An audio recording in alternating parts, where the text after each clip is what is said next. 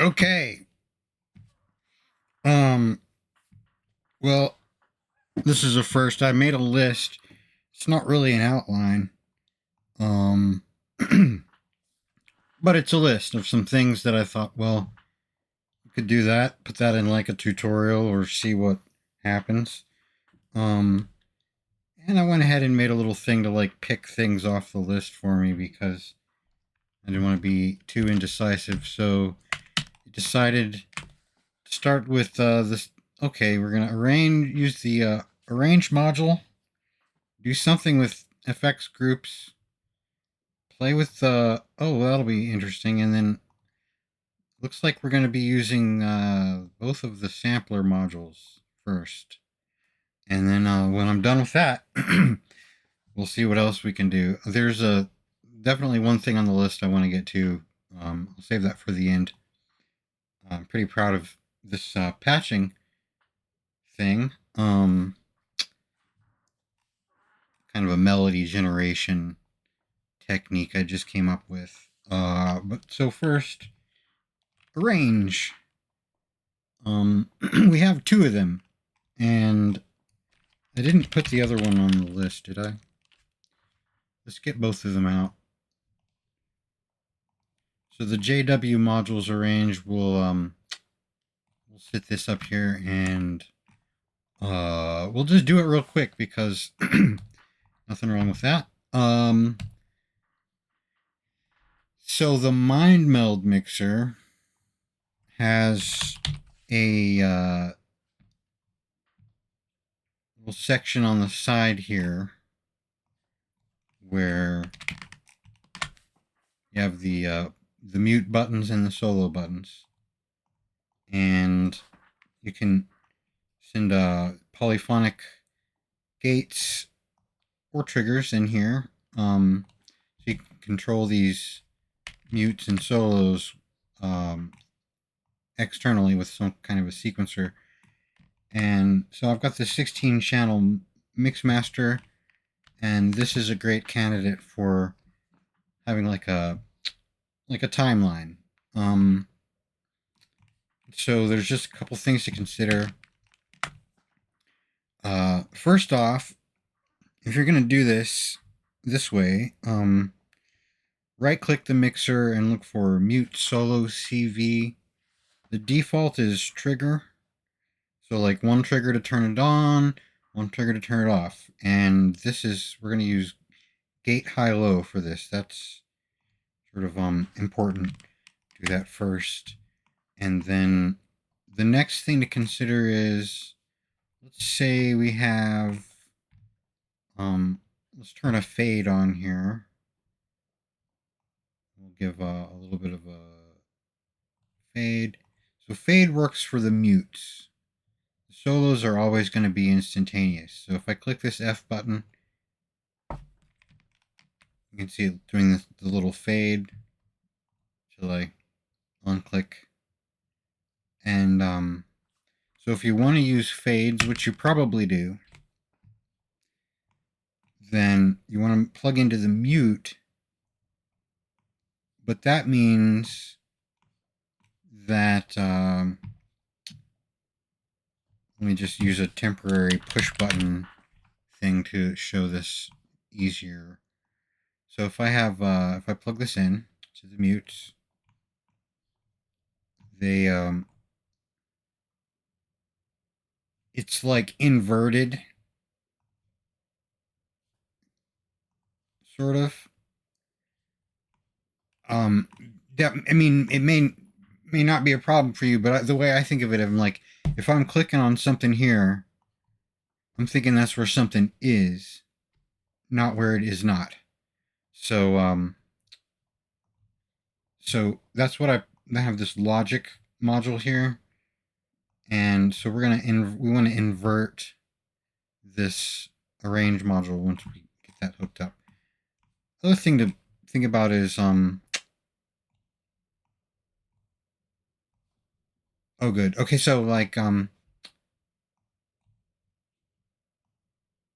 if you have the trigger toggle, if you forget to turn this mute solo CV to gate high and you have trigger toggle, it gets out of whack right away because it's like just hooking it up flips it, and so we're just gonna ignore all that and set everything back to normal before we hook up this, and we're gonna need to merge with 16 channel merge. So zip all this up, and then we'll invert that. This grande logic is a polyphonic logic. Just make sure that your logic utility is polyphonic for this, and you should be okay. And so here's not, and then going to the mute input. And now you see, it's muted everything but,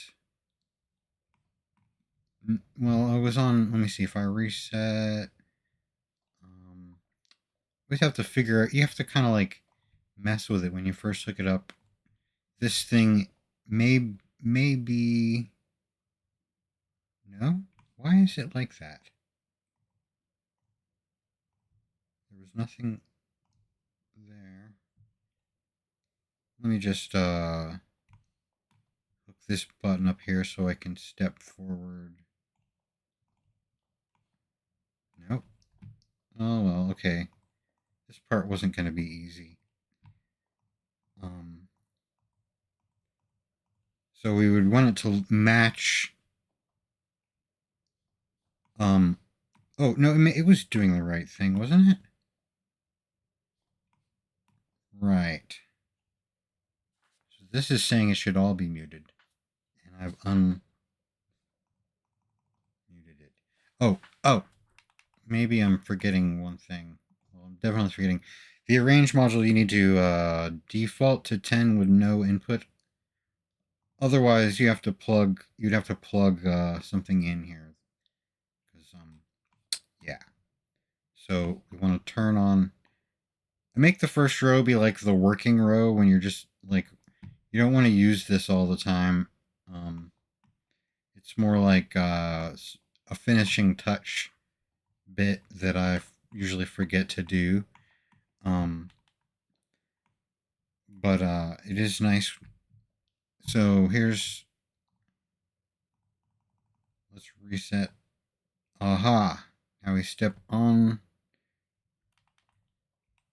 So this sequencer has like a 0 step. And after you click reset, you're like nowhere. So you have to click clock once and you're on step 1. Then click clock again and you'll step onto this. See, they're all muted. I'm going to reset. And I can still click clock once to kind of like arm it. But let's say we always want to have like, we're just going to ignore this first row. And we'll just like delete it at the end. So I'll say like the kick comes in, we'll just have the kick go a long time, and then here it looks like halfway through we'll just repeat. What's this? Where's halfway? Is this halfway or is this halfway? Right. So they're kind of the same thing. And then now look, we got some snare, and then some. We'll have the hi-hats. Just as an idea of like, this is how you can do timeline stuff. So watch as I step through now. So there's the kick. Now the snare. Hypothetically.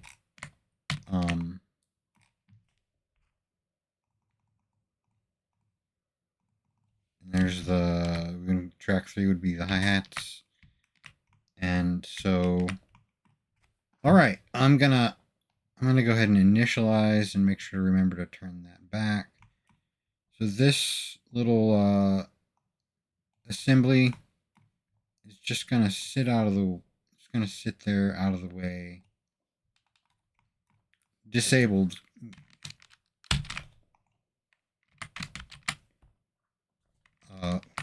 Wait. Not that.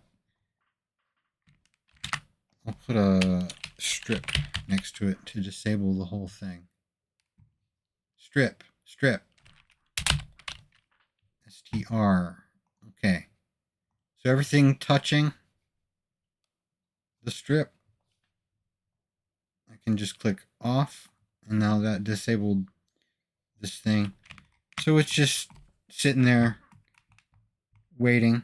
Let me fix my mixer here. I'm just going to initialize this guy. And then remember, if I want to hook that up, I want to do gate high-low. Okay.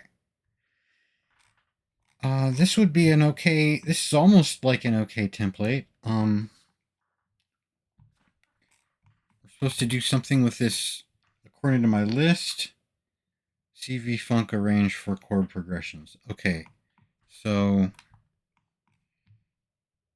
this is the other arrange. See, they're both called arrange.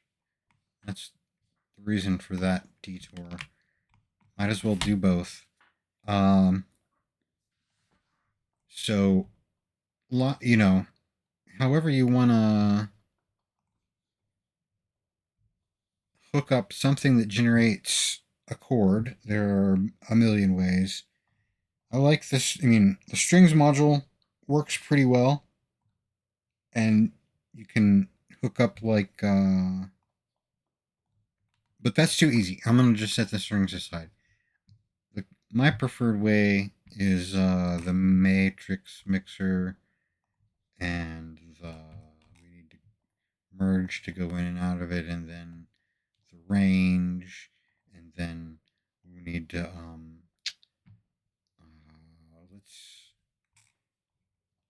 I'm sort of used to using like certain modules that aren't in the library, so I have to do it the hard way here. So I need a, if I need that, then I need that.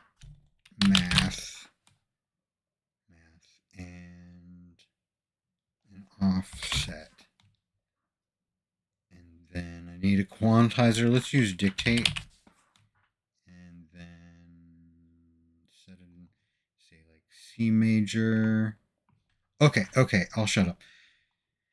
So, to see what's going on, let's get a meter. Graphic meter, or just the, where's line? This will do. Oh, this is big and easy to see. Okay, so this range module does this. I only need 4 of them. So there's that. And so the one of these arrange outputs, I'm going to sequence this. The matrix mixer, go through, I'm going to split these values, then go into the matrix. Then the knobs will mess them up, and then they come back out, and they merge back together. And they come out here. And until you do something to the knobs, it's all 0, no matter what.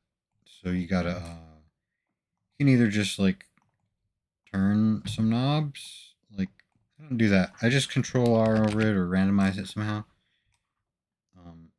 But then it just makes like a transformation that they have some sort of, I don't know how to explain, like the continuity of the relationship has some kind of like, well, the notes have a relationship, that's all. I don't know what I'm trying to say. So the merge needs to go into this math guy, so we're going in there. And what's coming out, we're interested in the modulo. Right now we don't have anything in the B. So modulo 0, it's just doing 10. We need, we can't just plug a mono into B. That will just do the first input. So we need to go through a unison and then make 4 of them. So now the full range of what goes in the matrix and comes out, which can be very large values, we're limiting it to, say, like if I set this matrix to 1, the offset to 1, and 4 1 values are going in for B. Each of the channels in A are getting modulo 1. That means the most, it can't go higher than 1 or lower than -1. So that's a 2 octave range. So if you want a 1 octave range, you would type a 0.5 here. And it looks like that. You can make a 1 volt scale and they are easier to see. Or they just get really huge. Can't see. 10 volt scale. Alright, so basically any little change here can lead to large changes there. And then we kind of chop it back down to small things and quantize it. So now you wouldn't really say that we have a chord yet. There's not going to be much visual difference between quantized and not, but so that's what we got. They're gonna be notes instead of just some value, some voltage. So as far as them all being part of a chord, that's kind of arbitrary. The next thing is the BSS from Cleveland, and so this puts out just one. It does its best to pick a note. It's picking, I don't know what it's picking that for, but so let's see, play around with it. Yeah, so it's picking a note that it thinks all these notes indicate something to it, and then it says, okay, I'm gonna pick a note, and it does a pretty good job at picking the bass. In this harmonic mode, you could just tell it to give me the lowest note, and that won't always be the bass, but yeah. So we have some random notes. What it thinks could be a note that goes with those notes, and we'll use that note that we got out of the BSS module to be for our strings make a chord thing. So for strings, this by default it's kind of weird. Like, let me just plug in I'll just plug in the keyboard here and show you. Like, I got a C, D. It's like, what? Nothing's happening. Go up a couple octaves. All right, so this layout here is, I don't know what's going on. Maybe it's circle of fifths or fourths or whatever, and then but like, if you don't want to like worry about this layout and try and like navigate a grid with the voltages, use the just right click menu and change this chord input in volts per octave. And now when I do a C, it's a C. And so on. So a D saying plus 12, so it's 1 octave higher. We have this other thing. So the row is obviously go up and down the row. And then chord, we have banks for like variations. And so this method of picking a chord is not how should I say? It's not diatonic. Like diatonic means we have a scale and we're only picking notes in the scale to build the chord. So this is just building the chord the way, like you say you want a seventh, that's a major seventh. You didn't say minor seventh, so it may pick a note for the in this case we can look at that little diagram. So there's our D, here's our fifth. This would be up here if this was the octave, so the D above that D is this D down here, but we've gone down to seventh, which, hey, so this is a minor seventh, huh? Anyway, and then so this is the third, and if it was down like this, how would we do this? There's a D. Do we have a D minor seventh? Nope, there's the bar. D sus4. Here's the D 7 bar. Major. Okay, so this guy here got that D, that what is that? A. The fifth above the D. Then we have the seventh, and this is the minor third. See, minor seventh. So we've got that. So in other words, it's just building the chord based off the name. That's kind of how guitar players build their chords. Diatonic, as in understanding which notes you should use or not use, that doesn't always factor in. So let's take another C major quantizer here and take the notes that come out and quantize them. So like I was gonna just need to initialize and then set back the chord input thing. Go back to the beginning. I'm gonna leave it kind of normal. All right, so the chord comes from this thing, and then the notes. What you have down here, since not all chords use all the strings, you have the X here. It would actually, you would not want to use that note. So these top row are the gates that either on or off, because you can invert them. So like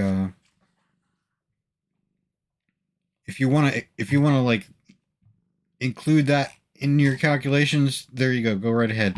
Basically all you need is this output. The bottom left is poly, and you know, until you hook up a second thing, like if you hook up here, this is mono, and it makes this mono too. Like if anything's plugged in to any of these guys in the down there, then it becomes mono. Plug in here, and it's poly. And if there's a X on a note, it fills it with a sensible note, so you don't have to worry about filtering out bad notes. It's just gonna be an octave down from, so like, yeah, it's fine. You'll be okay. So just take this, run it into your quantizer if you want. And I mean, like some kinds of house music or dub techno, you're just moving a chord around and you don't care about the scale and you don't worry about diatonic. Just take the output and put it wherever you want. I'm just using the quantizer because I like diatonic chord progressions. All right, so so far we have all this like going on, like what does this have to do with this? Well, basically the idea is I just want to pick a couple sequences, maybe have a variation where I say here's a big range, or I could even change the root note of the scale if I wanted for a variation. Or the main thing is you want to choose different things here, like not just have seventh chords and also have these. So I got one thing for, let's just do, I guess I could use both of them. So we'll have one here and one here. So I can control this and this, and that will pick it'll pick a note for the chord. The next thing I want to decide is I guess I'll do the offset here. So we'll just do that and get rid of the offset. So I have to have something here. If at 0, then nothing works. So we'll have something here, and then we'll control the row. And these, the banks, they're gates, but all you got to do is turn the knob past. See, how far do you have to turn this knob? Watch these lights. Turn the knob up past. Oops, wrong knob. Oh, just turn it up a little. Past. Nothing. Okay. So down, off, middle, off, up above the middle. As soon as you go above the middle here, then we press that button. So I'll leave those. And that leaves me one more thing. I don't know what I'm going to do with it, but there it is. I don't really need all this. So you got this arrange thing. You can do a lot of different things with it. Like I don't need a 2048 chord long progression. I'm just going to do probably 4 chords just to make this easy. Or how about we'll do 4 chords. We'll go 1 2 3 4, 1 2 3 4, 1 2 3 4, 1 2 3 4. So it'll be a little, that'll be where I put the variation on something. So first I'm just going to go through, and if I, just by itself, you see how I changed this parameter and now I'm back and everything I just lost. So you want to like click record, turn your knob, then unclick record when you're happy with it. Now I can go to a different spot. Oops, well, we need more than one spot to go to. So go to a different thing. Now go back, you see I'm back. Now if I don't click record, like here I am on number 2, I'll turn this up and this up and this up and this up and this up. Then I go forward, and then I go back. We didn't record anything, so we're back to 0. And so I could go back to the first one. You have a copy. Copy layer. What is paste to? Oh, paste to all layers. I never even noticed that one. So you can do like a starting point and then go forward and then paste. If I wanted the all layers, I could do that.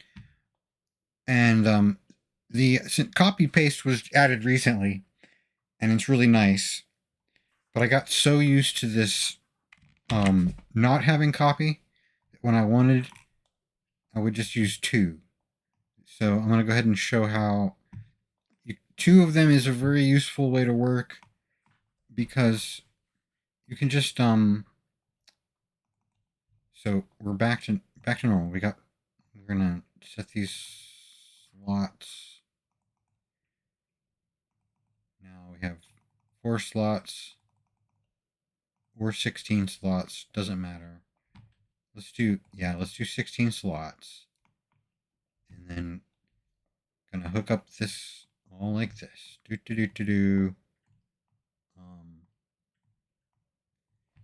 And then click the record button on this one, and then just use these, and then step forward. So I would say like I'm not even gonna look at what's happening over here. We're just gonna turn some knobs. See, that's gonna be that with what's the one we have to turn?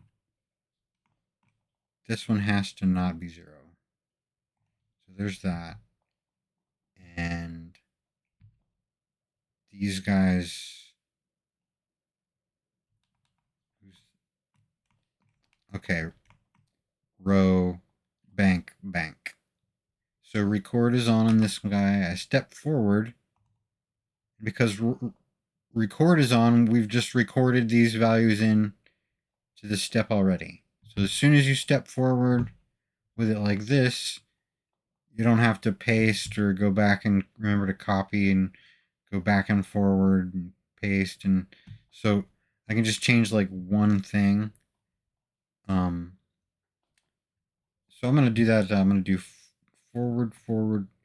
Here's the first 4. And then just change one thing. There's that. Let's go forward, forward, forward.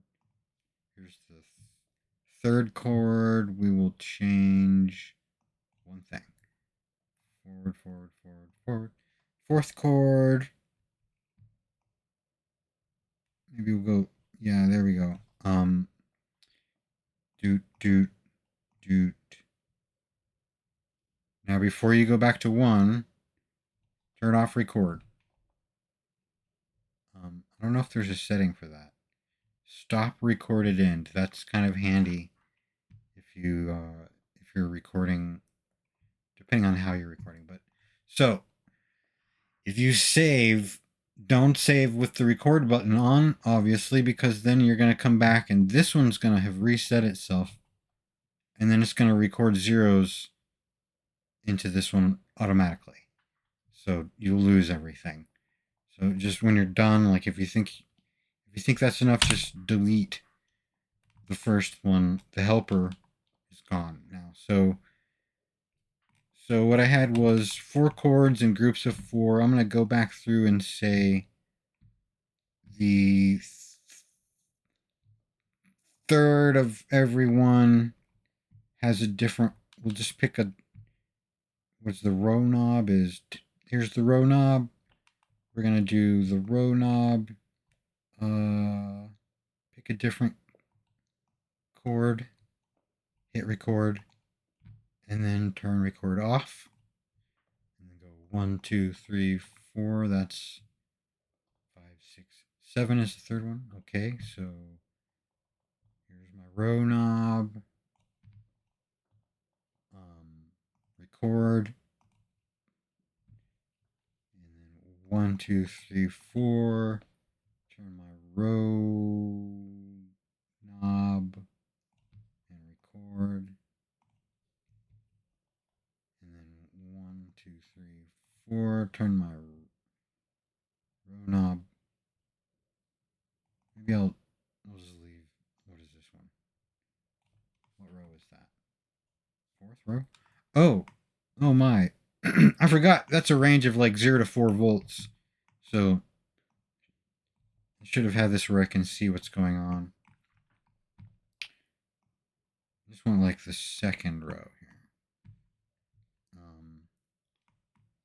Record. Okay, so let me go back and kind of double check. I don't need to be all the way at the end of the row every time. We'll do sus chord is cool. 1, 2, 3, 4. Sus chord is cool, but we don't always have to do this. It's like oh right. So we also have, let's turn the bank. There's a sus4 right there. Record. Okay, 1, 2, 3, 4. Let's do the bank. What about both banks? There's an add 9. And we'll record 1, 2, 3, 4. Here's our, and turn that bank on. An augmented.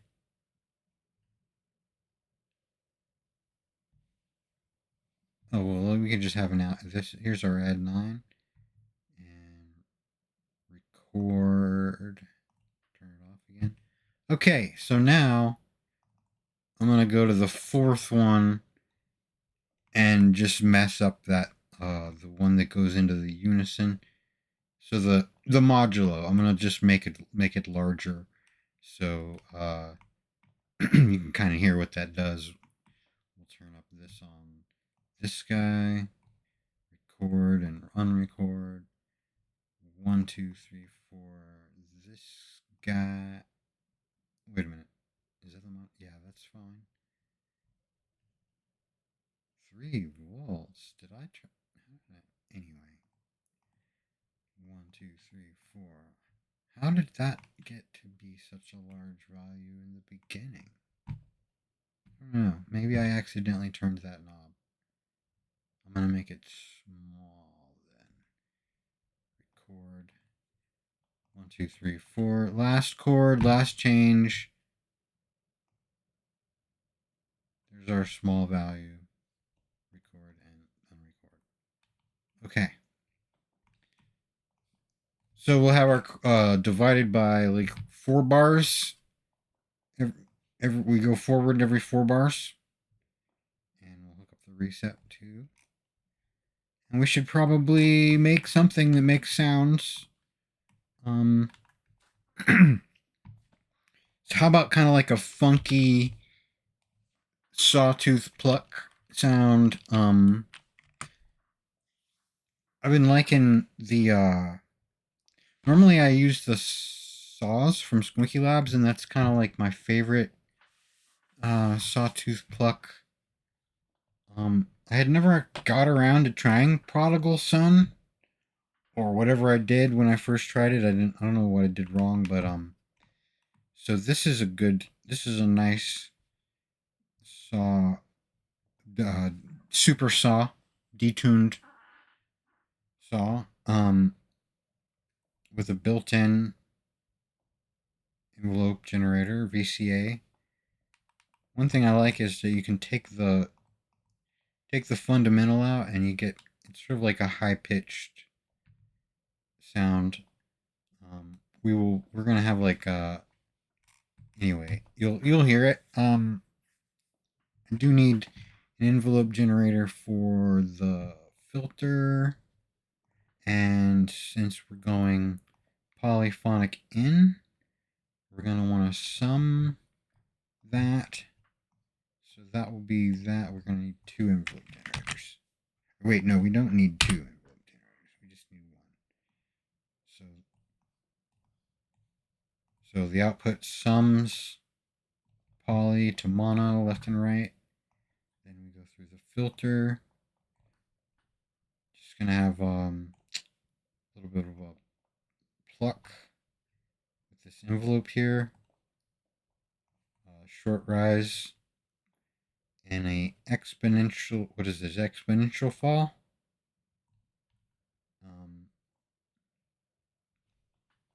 Right, and the gate will be some pattern. This will be it's gonna knock another thing off my list.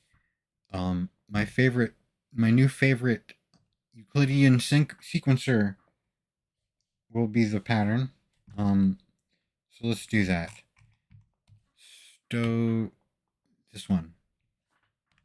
So that, I guess, is Greek letters for Stoic Stokia.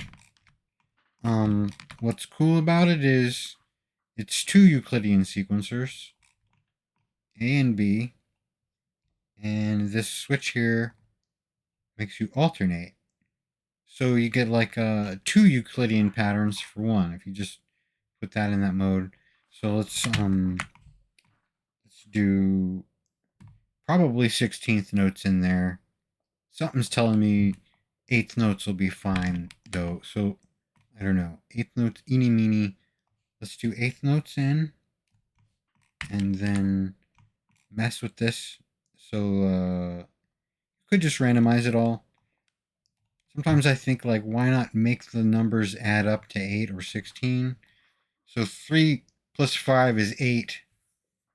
And then so we have a two out of the first 3 and then 3 out of the next 5 is our pattern. And you also have these offsets here. So this is the trigger here that we want. Going into the envelope generator. And I guess I should put my headphones on and we'll have a little bit of reverb here. And some delay. And see what this sounds like. Nothing. What am I forgetting?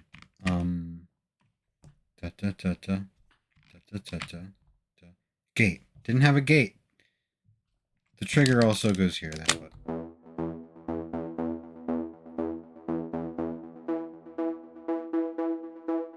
Hey, what's up, polyphonic? You're not. Oh, the gate has to be polyphonic too. That's right. So I got 6 of these.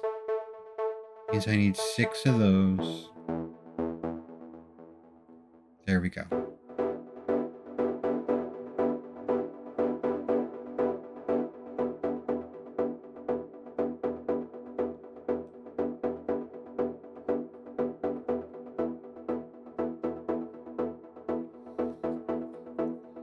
So let's just let that play for a minute.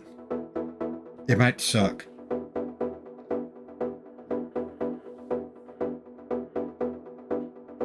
Actually, yep, there we go.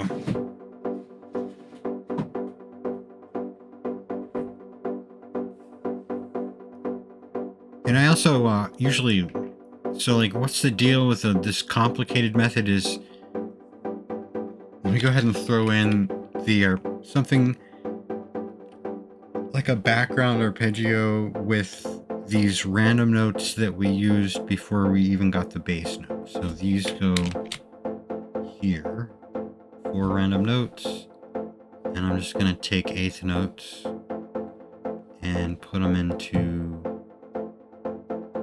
Oh, also I wanna I just need 1, 2, 3, 4. So you see these this guy here is out of, it's 16. I really only need the first 4, so click and hold the triangle after the 4. And now I only have 4 poly gates. Okay. So usually I just do that and then sequence this.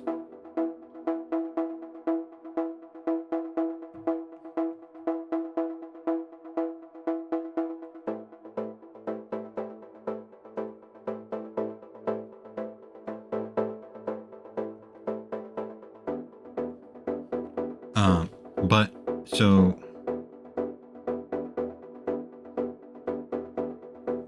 I think I might duplicate this guy and do one like that. And why not just keep going? Let's do 4 things. We'll go one like that, one like that, and one that's just the 2 middle ones.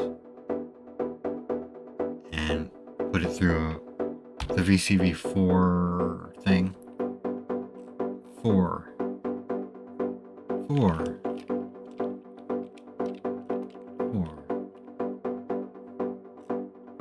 There are lots of different ways to do this. Why am I searching for the VCV one? Come on, 4. There, 4-1.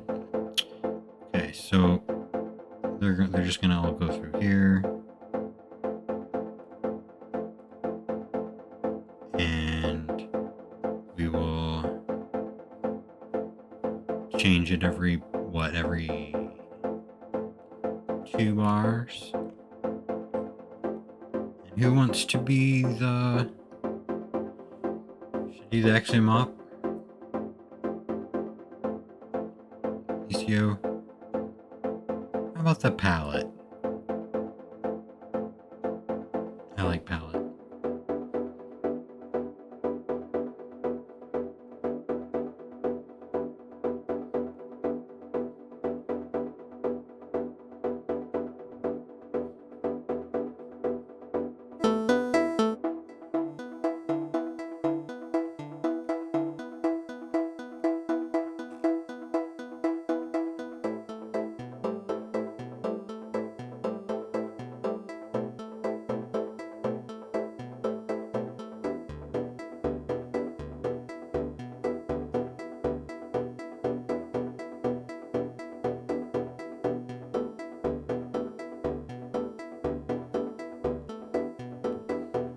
And as far as sequencing that other part, we can do, okay, we want something to randomize our sample and hold. And we need multiple values if we want to sequence something. And the little P16S is great for that. So one trigger becomes how many triggers? Let's do 4 triggers. And then those triggers generate samples. The range here is important. 5. 0 to 5, because, okay, so you're like 0 volts is the up pattern, 1 volt for down, 2 volts for inclusive, 3 volts for exclusive, 4 volts for outside in, 5 volts for order, and I don't care about random. So 5 volts it is. So push this button, and now I have some random values that will sequence this, and then decide how fast I want to sequence it. Usually do half.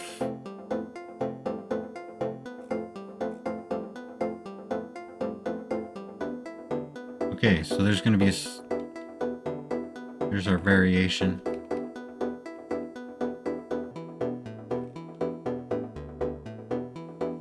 And some ping pong.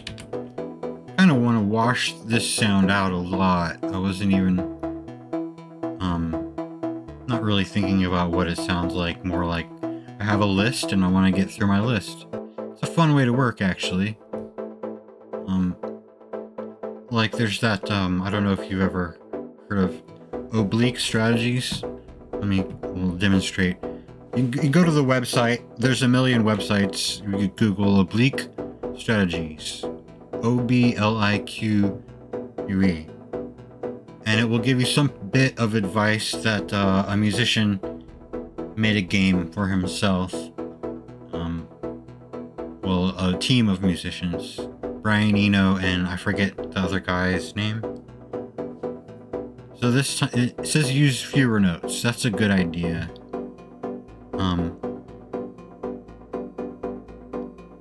Like in the Mozart movie, too many notes.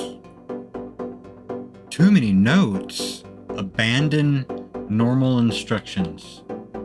Okay, can I just abandon too many notes? Too many notes. Use fewer notes. Well, one way to cut notes out is the slope detector here. So, it's a good spot for that. All I gotta do is take the volts coming out of the arpeggiator, put them into the slope detector, and then these gates we'll just use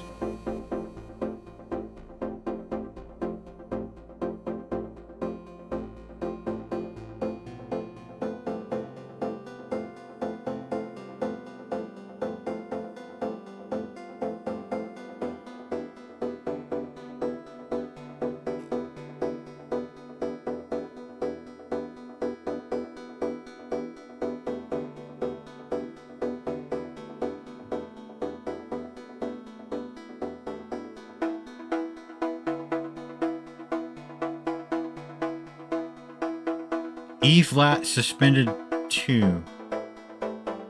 And it may or may not actually reflect what's going on because we have everything in C major right now.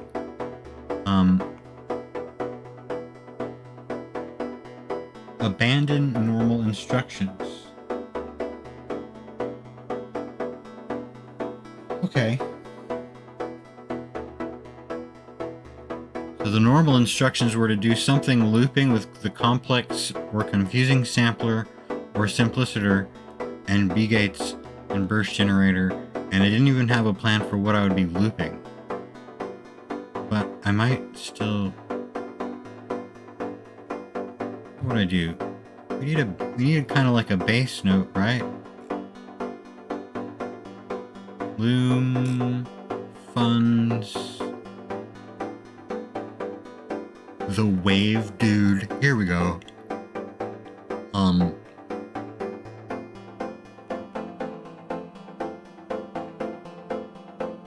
Let's just have a big, huge, greasy, oh, pro tip, you got the reveal rack user wavetables directory. And if you have, you can get serum packs. Even if you don't have serum, you can go get wavetables all over the place. Or vital, I guess. So yeah, download some wavetable packs and throw them in there. Let's just. Ooh, 70 super saw, 90 super saw. I missed both of these. Let's try this guy.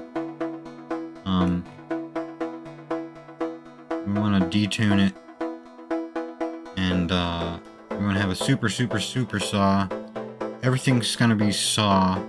Saw everything. Here's a little... See, we'll have this guy be your filter. Just go... we want to have the note. Here's our note, the bass note. I'm glad BSS by Cleavely is a nice color, because I can always find it. Where's my bass note? This thing.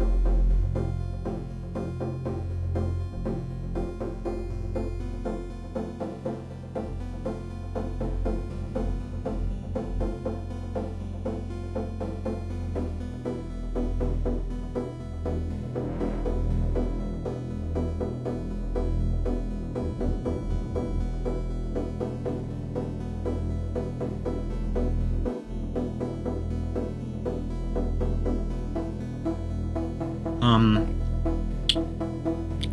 gonna grab another palette and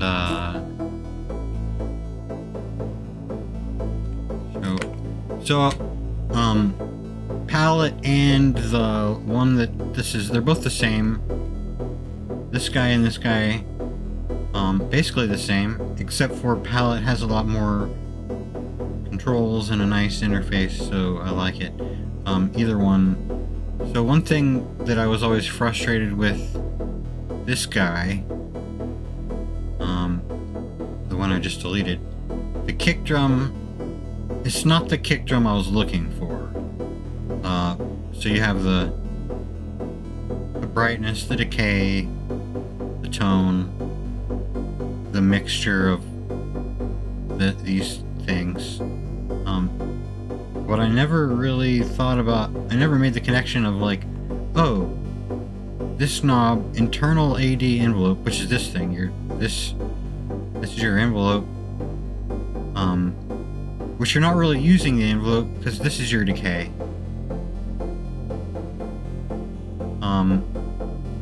Turn this up for your like, you'll hear. Let me just we'll just hook up the, here's a kick, and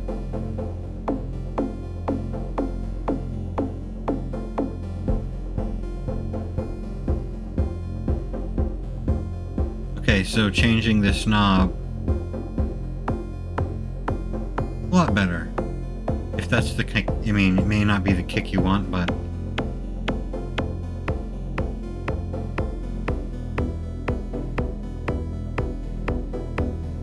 I wonder if the tune of the kick is anything.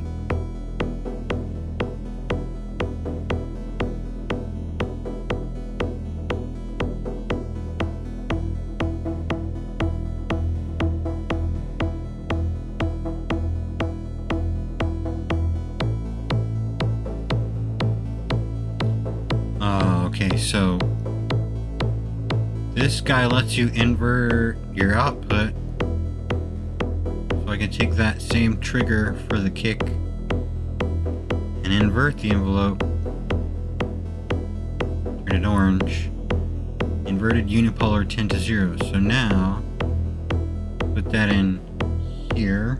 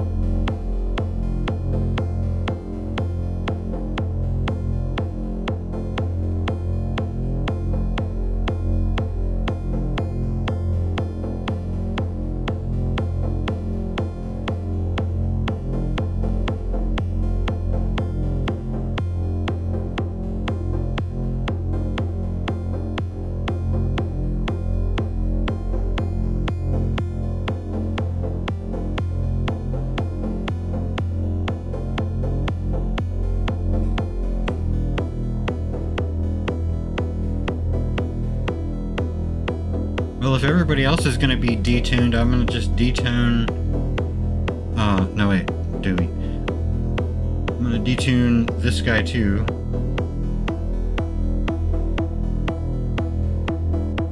Put that guy through there. And then turn this up.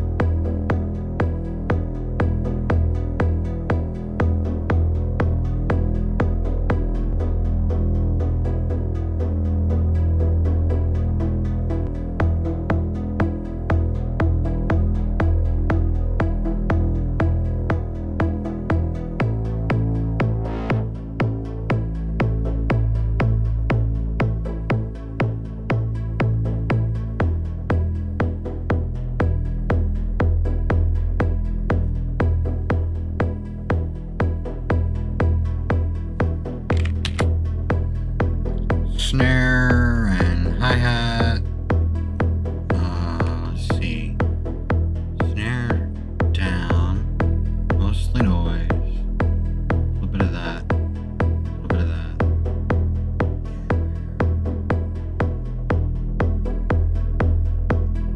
The aux output's the one I like.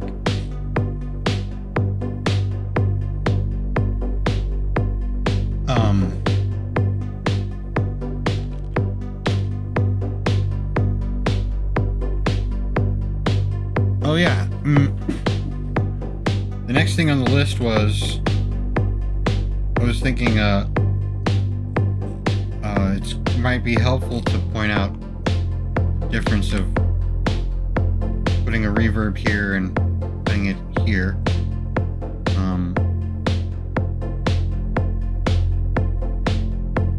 So I'm gonna do this. I think I'm using this guy. Okay, now let's get different. So this is my B channel.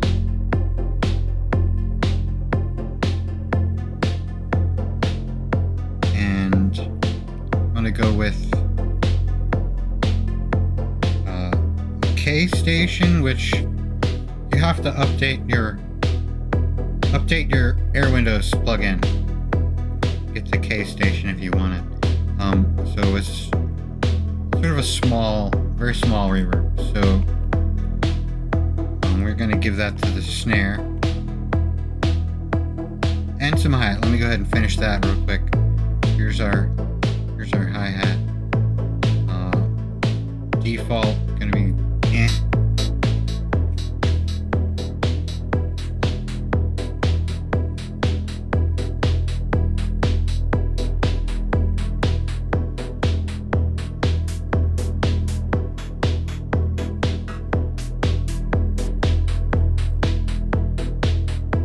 Okay.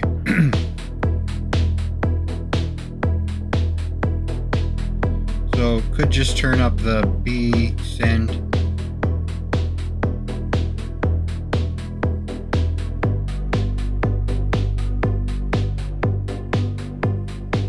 That's how much reverb we're adding. It's pretty subtle. Gotta turn it up all the way to hear it. And most of the time you don't want to, I mean, that's actually an appropriate use of send reverb. But if you decide you want to if you like the effect of 100%, you can't really get 100. Like, listen, if I turn the snare all the way up, that's what that sounds like. But if I go through this, we're going to send both of them through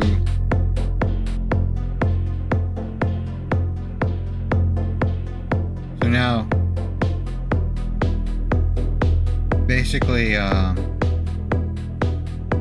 guess it's like the most you can ever get on a send is 50%.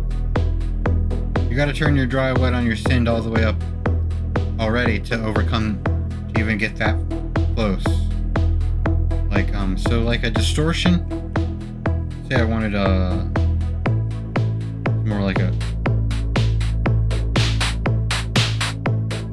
want to add a little bit of distortion, or what would be a good one? Brightness? We have a fluid.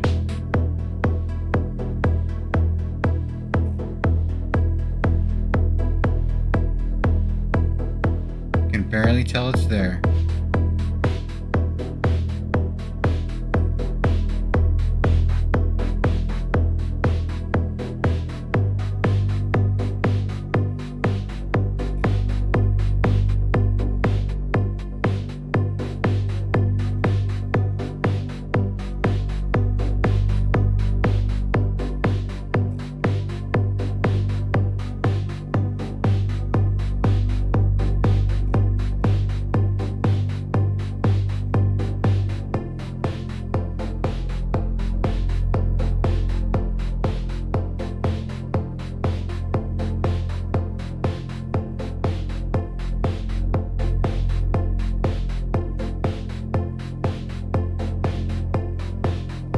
Okay, so... No, I like that slew. Darkens treble in an unusual way. Slew is the very first plugin he made for Air Windows. Huh. Use it to morph and transform percussive sounds or hats. Given a unique and interesting grind. Glue stuff together in an retro old school sampler grungy kind grind. Use it on things like reverb sends to really amp up the sense of distant loud sound.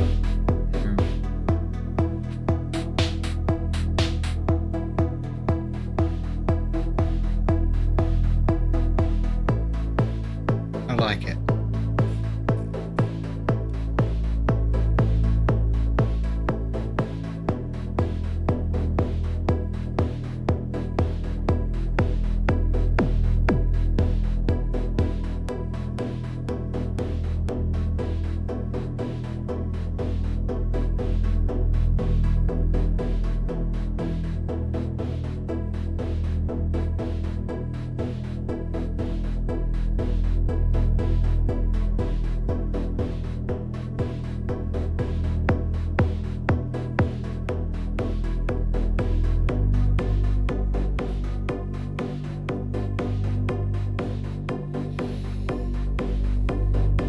Okay, so I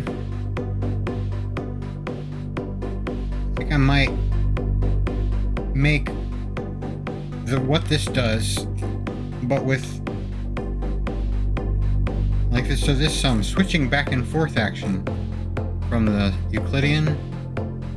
You can do that with any sequencers that have end of cycle. So, like for example, this guy, or other Euclideans. This guy. There are some more. See, this guy has an end of cycle, doesn't it?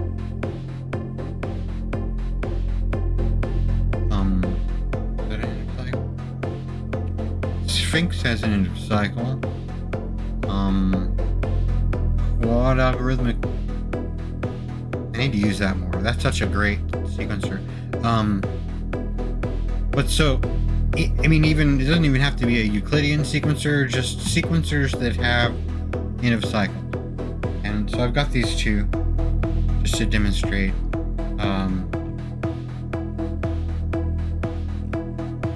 And a switch. And this switch, you can also do, it doesn't have to just be two of them. Like, you can use the end of cycle to cycle through more, but I'm just going to do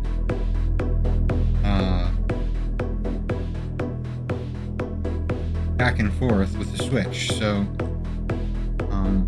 let's just not have that. It's easier to see this guy, and anyone will do.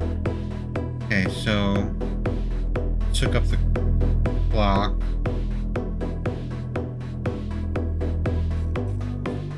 And the sync is also definitely want to hook up the sync to the reset, and then both of them, and I want to sync.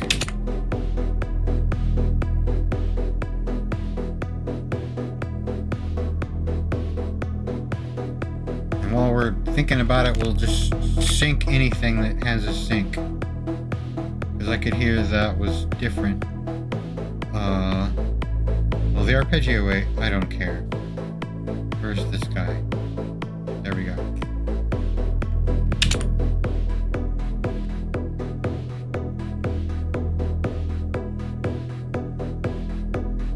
Right.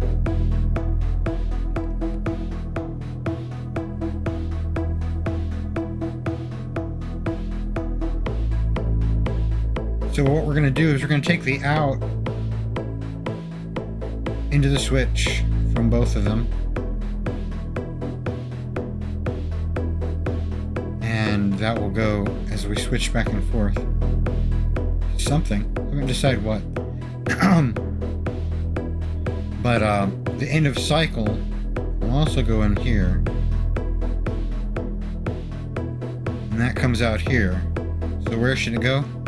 Right up here. So take the EOC and then put it in latch mode. And every time, so when the first one gets to the end of its cycle, it's going to come out here and latch, switch, it's going to switch it to the other. So then now it's waiting for this end of cycle to switch back. They don't have to be the same length either. So let's just do like, let's just randomize the everything. Lots, little, shift, I don't know, shift that guy, bit here. There you go. 14 plus 9. Let's try and come up with something that, let's do 13, no wait. 13 plus 9, what's that, every 22?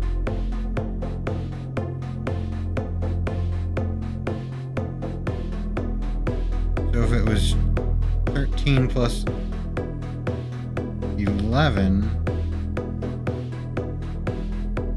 that's every 24. There we go. I don't know what that's going to sound like, but here's that pattern.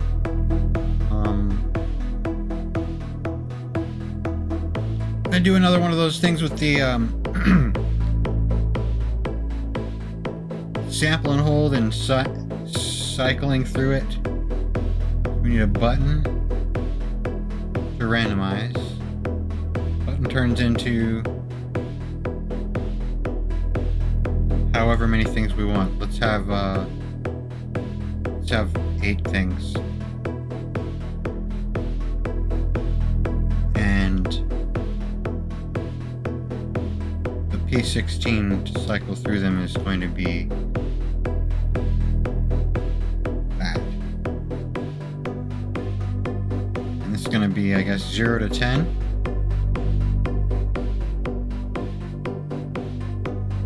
We push a button, get 8 random values, 0 to 10, and put them into the 1 to 8. And so there's a pattern that's going to come out there. Triggers will go to, I don't know. How about 2 per call that are mixed together?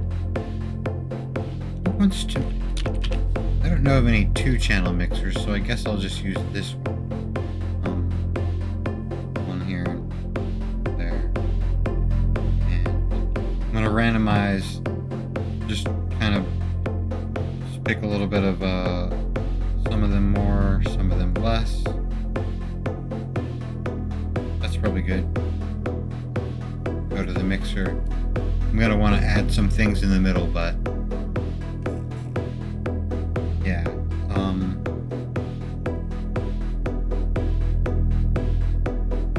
Noise.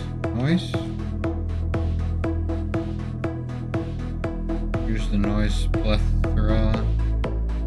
Bandpass mode. Press and hold. Choose bank B. Click. Choose bank B. Press and hold. Now you can choose different things. So 2 of those. That gives me 4 things. And maybe, oh, you know what? I don't need to actually use all 8 of these outputs. So let's just do 4 steps. Wrap the selected the steps. So we only have to worry about, we're not hitting these anymore, just these ones. And that way I don't need all of that, and I can just skip them. That's good enough. So let's just do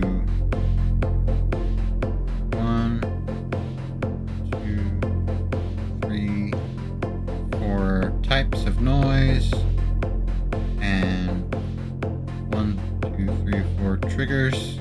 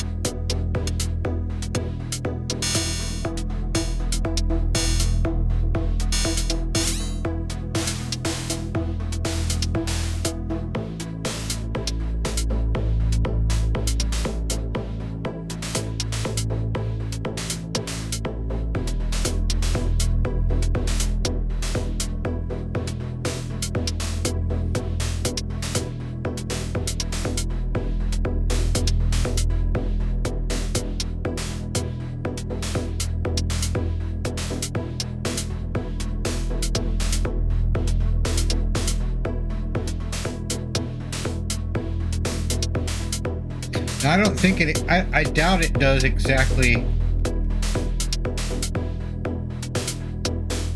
what this Stokia does.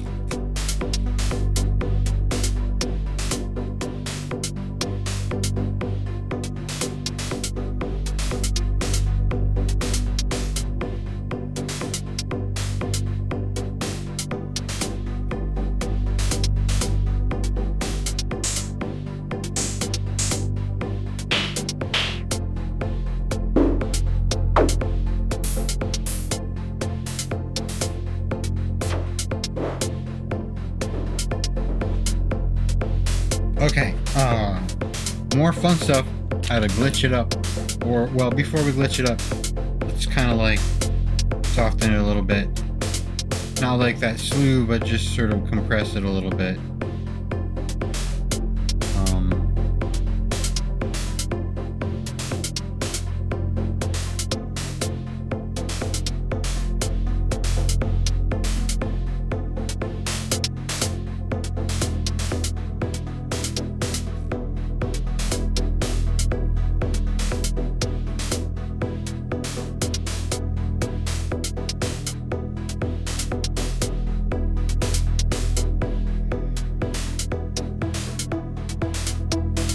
Where's the looper? Where's the looper? There we go. Okay. So I need a Bernoulli gate for recording. Split is 0 to 10 volts. Scan and speed are plus and minus 10 volts. I need to turn those up. And I want to modulate the wet with just like an R gate or something. So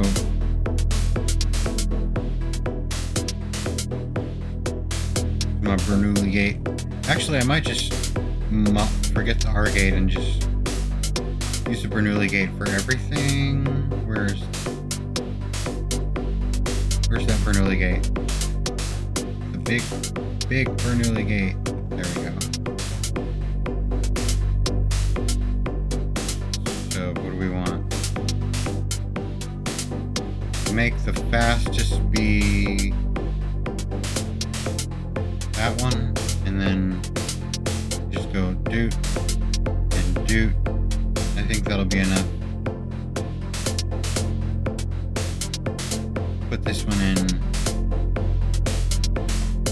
Anyway, okay, so 3 random values. One of them is 0 to 10. Duplicate. And 2 of them are plus or minus 10. So there we go. I'll use this guy for recording. Maybe I'll use this guy for recording. I'll send this one here now.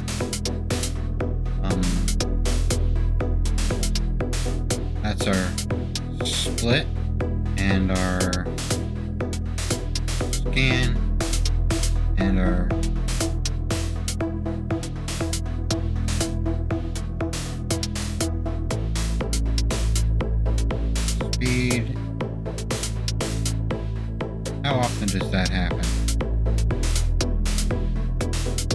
use that one for the wet.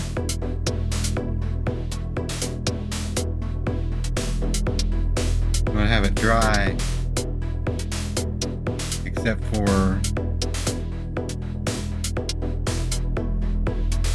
swapping flash. Yeah. Okay. So there's that. There's that. And then we insert this kind of in the middle there.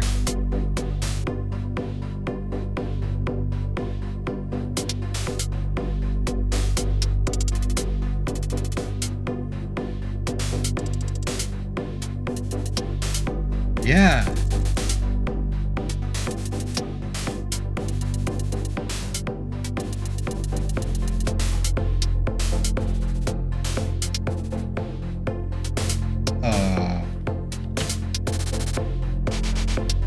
Okay, so looping with complex, confusing sampler.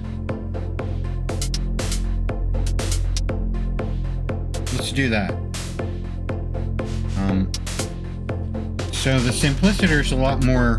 There's a lot of stuff with the simpliciter, and the complex and the confusing. They're just sort of minimal, but they still let you do looping. So I'm gonna get that thing out. I like the one. Let me look at the difference. Do I like that one versus confusing? If confusing has a wet dry. Oh, see, it's confusing.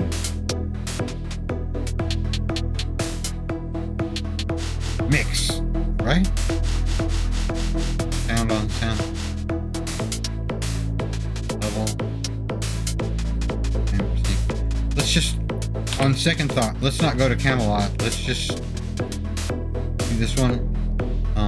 Okay. So,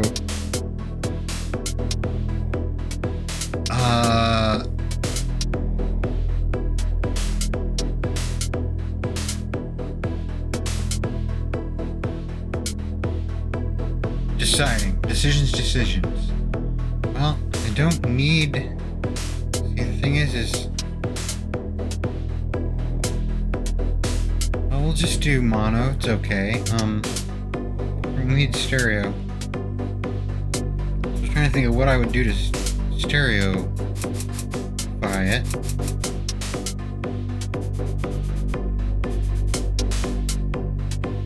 But I can't think of anything. So, I do want to have something to crossfade, so should we do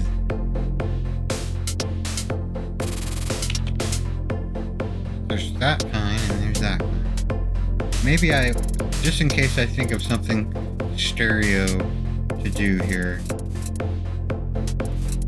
Yeah, let's just stereo, just manually pan back and forth like this, like a normal person. Stereo, the bog audio, and an LFO. Stereo strip. So as if I was going through this and or stereo.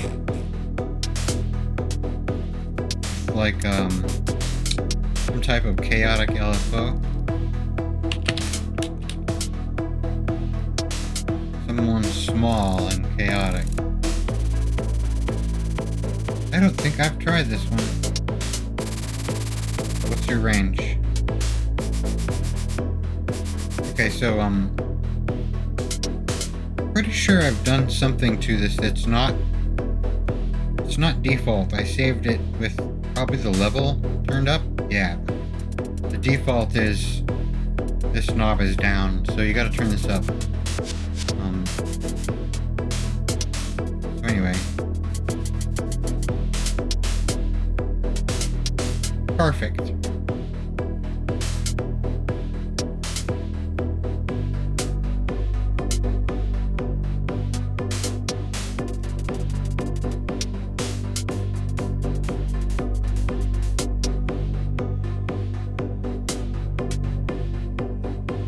it a little bit of that. Do we have K station still?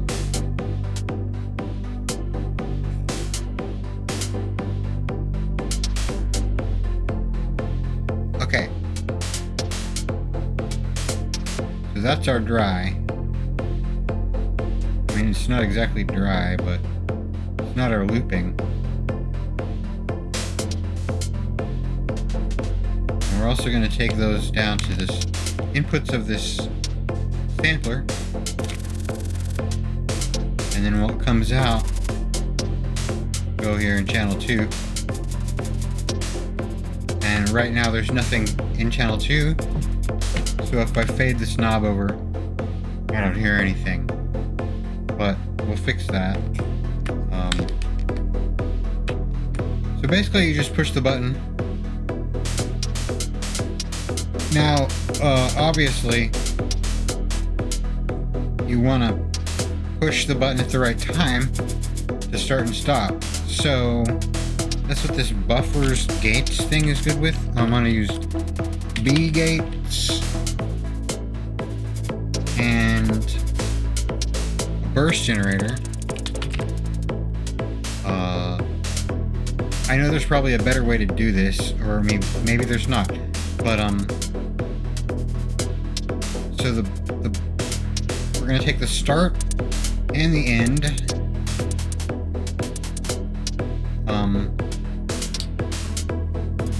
and that will be measured in numbers of beats. So if I want a 2-bar loop, I'd set it to 8 beats. We want the clock here. Go get the clock. While I'm up here, I'll take the divided by 4 is bars, remember? So I'm going to take, I want to always start and end on a bar, or start on a bar. So the clock on the way this buffered gates thing works is we need a button to arm it. So we'll put the trigger here to arm it.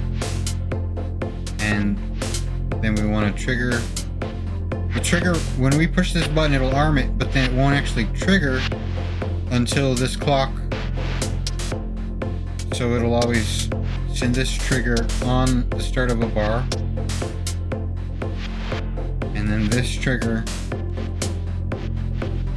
will send a start and an end to trigger the record button. And we could use the Bernoulli gate to do that, or something. Like, I could just go all the way down and say occasionally we flip one of these guys and do that. So here's our badly looped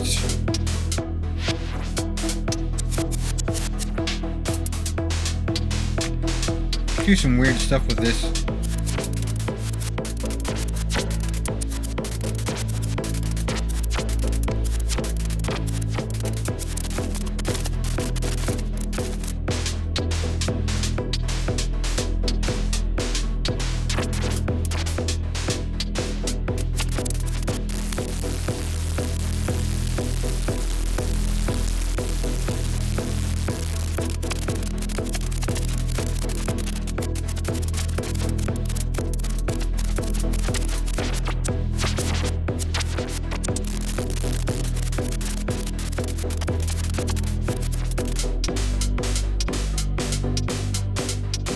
Here we go.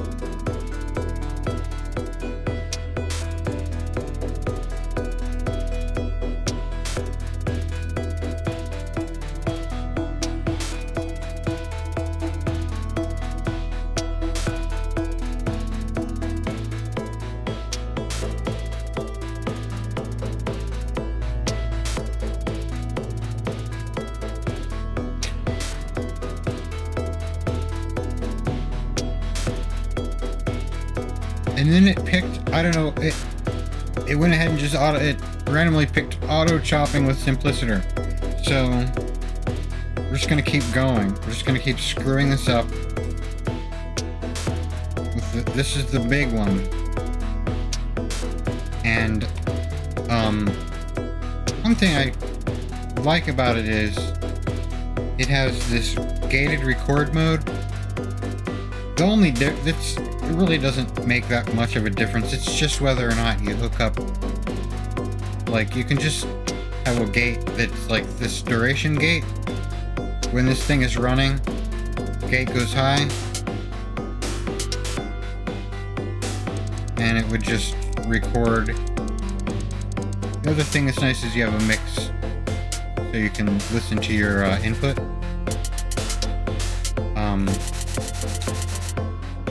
So let's go up here with something like this stereo stuff, I guess, or no. There we go. There we go. So we'll have kind of like just a quick example, and then I don't really. This is not gonna keep.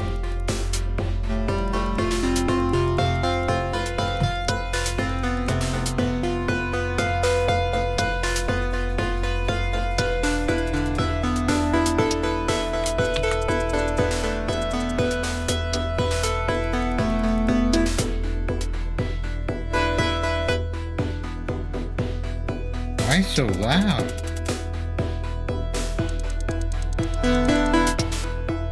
Oh, just because it's... I got it. We'll fix that. Come on up here. I'm gonna reuse the B gate. Another push button. Same clock. Reuse the burst generator. Same clock. Trigger. There. Arm it with this button.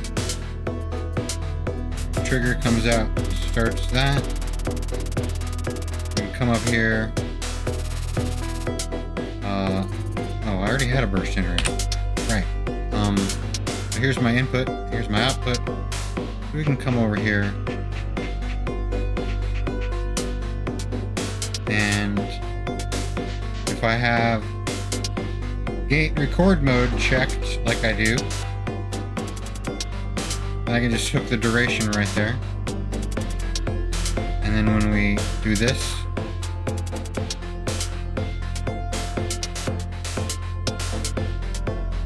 and we didn't record anything because we had the mixer down. Let's do that again.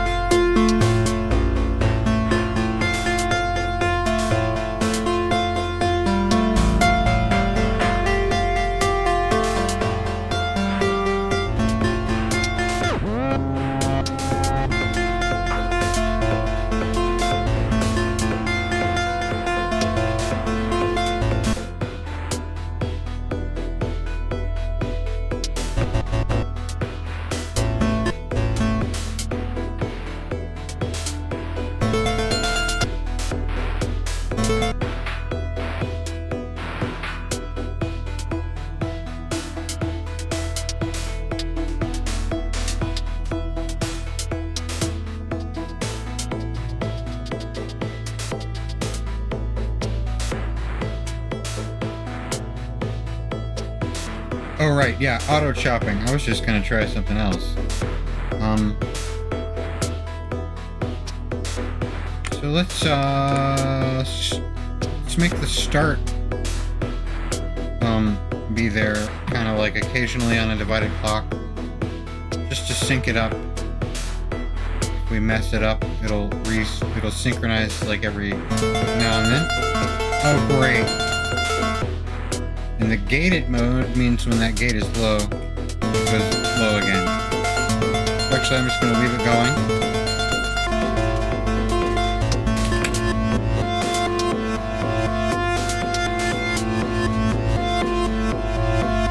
And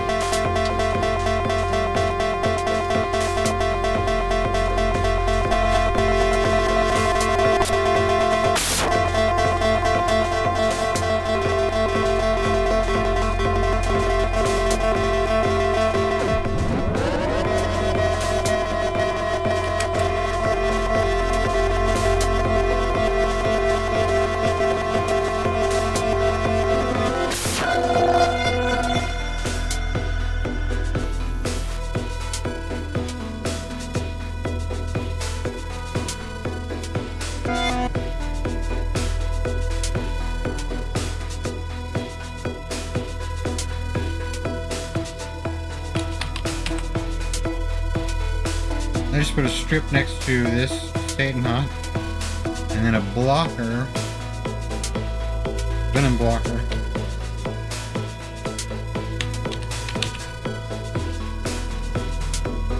So that it doesn't randomize too much. And then you can just... I don't know what I did here, but I like this. Undo. I've never wanted to keep a preset, but I think I will.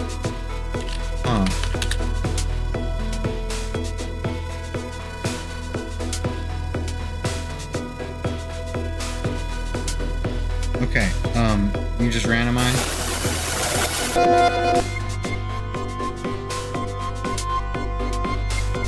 That one's kind of cool.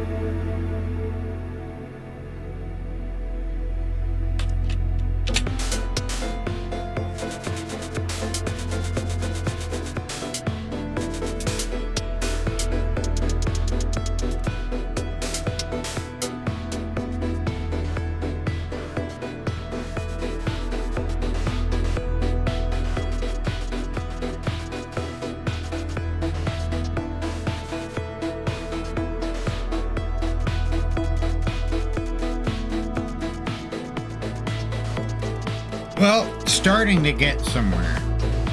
Starting. And I made it.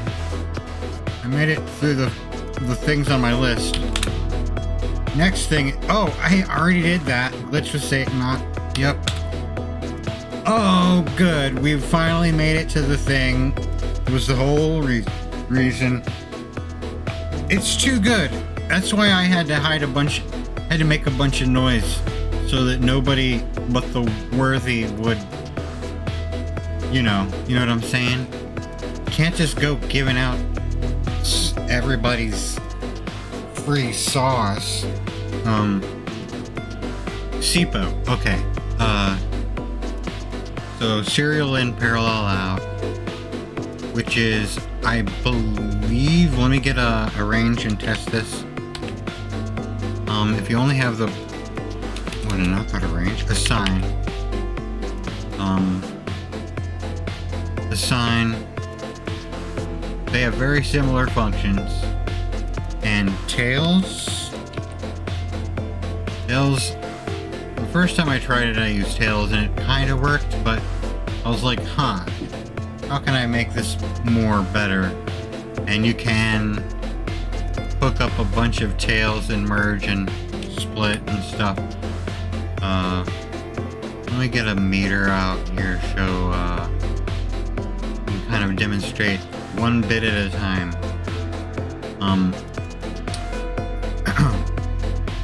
Alright. So, I haven't used the assign, and I sort of think maybe, I think they almost work the same, but I don't know. So I'm gonna check with a button and an LFO. LFO. Here wants to be an LFO. Here an LFO. Okay. So the trigger on both of them, the gate, and the LFO is the input for both of them, for the volts, and output on 1 meter here, and output is the volts here on this one. And up. One is ahead. Up. Oh look, they're not identical. I knew there was something.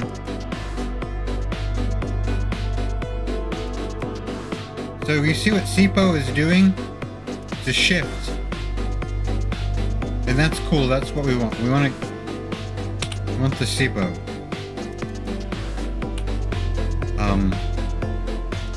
Just stores whatever whenever you trigger it. So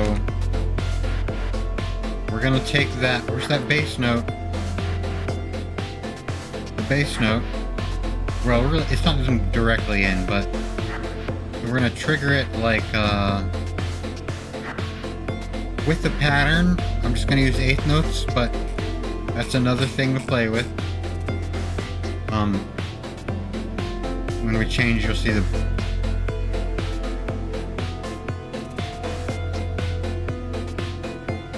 coming up.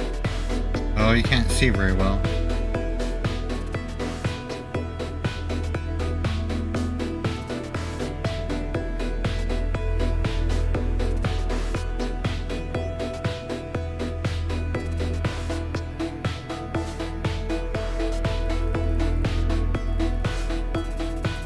Bass note, change, come on. Okay.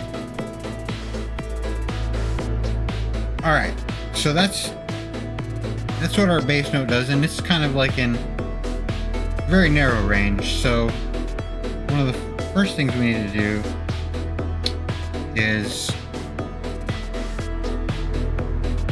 use an octave, and I'll get a push button out here and sample and hold. So like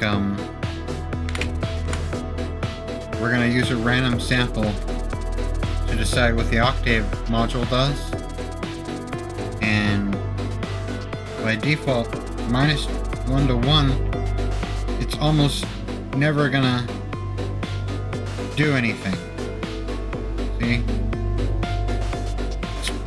It's usually choosing something within the range that's not quite up close to 1. So let's change this to like plus or minus 2 to usually get a little bit more, maybe even 2 octaves, and that's good. That I don't see it going down. Like, I don't even think it will ever go down 2 octaves, because rounding up, rounding down, like, we're never gonna get an absolute minus 2 out of this. You can get close, but we'd have to get all the way down. So anyway, but so yeah, just figure out how you want to do with the octaves. You don't even have to do anything, but I just wanted it to have a chance to do a longer run. And another thing is, okay, if this is our bass note, that's just the bass. We're starting on the bass, we're going to the next one. Whatever the bass note is the next time, that's where we're going. But we also have all these notes coming out of the chords, quantized notes from the chord. So that's, in this case, I got 6 more notes. Like when the bass is 0.3, one of these is 0.3, but I got a bunch of other options. So we could take those chord notes and use a selector, polyphonic selector from Sparket stuff. We put the notes in here. Let's go get them. There's the notes. And we select with 0 to 10 volts. So, we got another button and another one of them. So this needs to be 0 to 10 volts. Trigger up there. And now you see we have 6 notes. And we use this voltage to choose one of those notes. And even when the input changes, it'll still update. So one of those notes could go through, could either, you know, this is one way, this is another. Those notes have a good range already. So maybe I'll just do plus or minus 1 volt. So we don't need to go too high or too low. But together, every time we randomize, we're going to take this through here, and then we're going to put that in there instead of just the bass note. The magic is a slew process. So there's a lot of slew modules out there. I'm just going to use the VCV one. Turn it all the way up. We're somewhere up, you know, pretty good long slew. And so we'll take the input and the output, and this goes in here. Alright. So we want to watch this guy change on a little VU meter.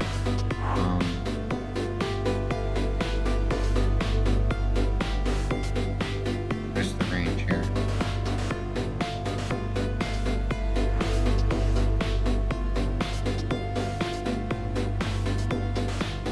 And every time the chord changes, I want to trigger these guys. The pick a random note out of the chord and the pick a random octave goes through the slew. You can see it slowly doing its thing. And then we're sampling at intervals, and now showing this thing as our samples. We can't really see very much happening here, but I can make it zoom in. Okay.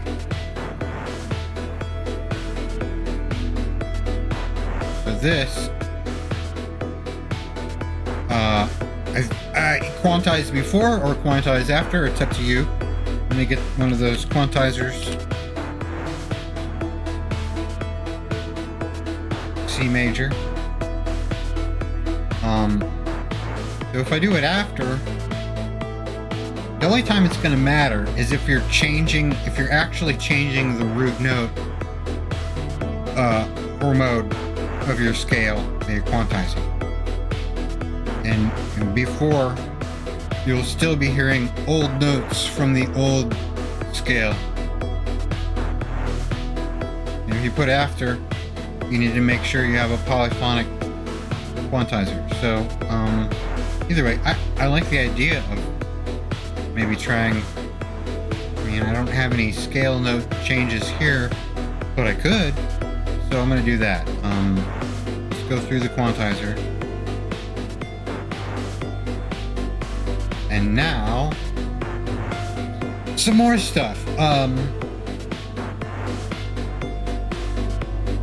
Wait. A little pause that refreshes where you save. Good golly. We're at 2 hours. And we haven't really gotten all the way through the thing. But so the next little part, I guess I'm gonna bring out the arpeggiator, but that would be jumping the shark. We have to deal with gates and clocks. So we got the notes. These are my notes, so I'm done with that guy. Notes are taken care of. Clock. Should we just rip off one of these Euclidean clocks that's already going on? Here's this guy. I don't know what it's doing, but it's gonna be...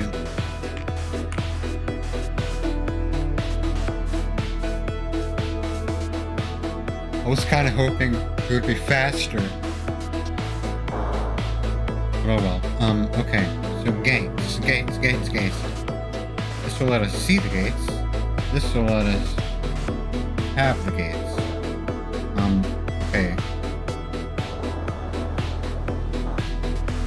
Right now we don't have any gates. We will pick there's a lot of ways to have your gates. I'm sure you know, but I'm just gonna make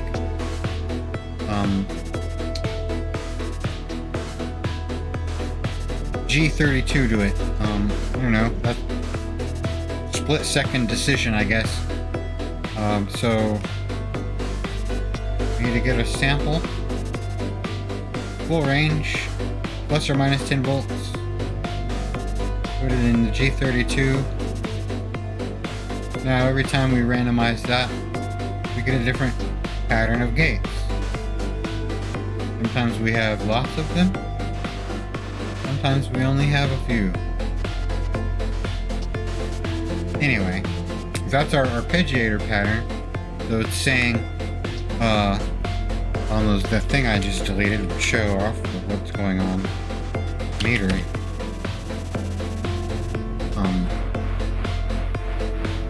There. So normally, the arpeggio is going to be all the same note. Zoom in and see. So,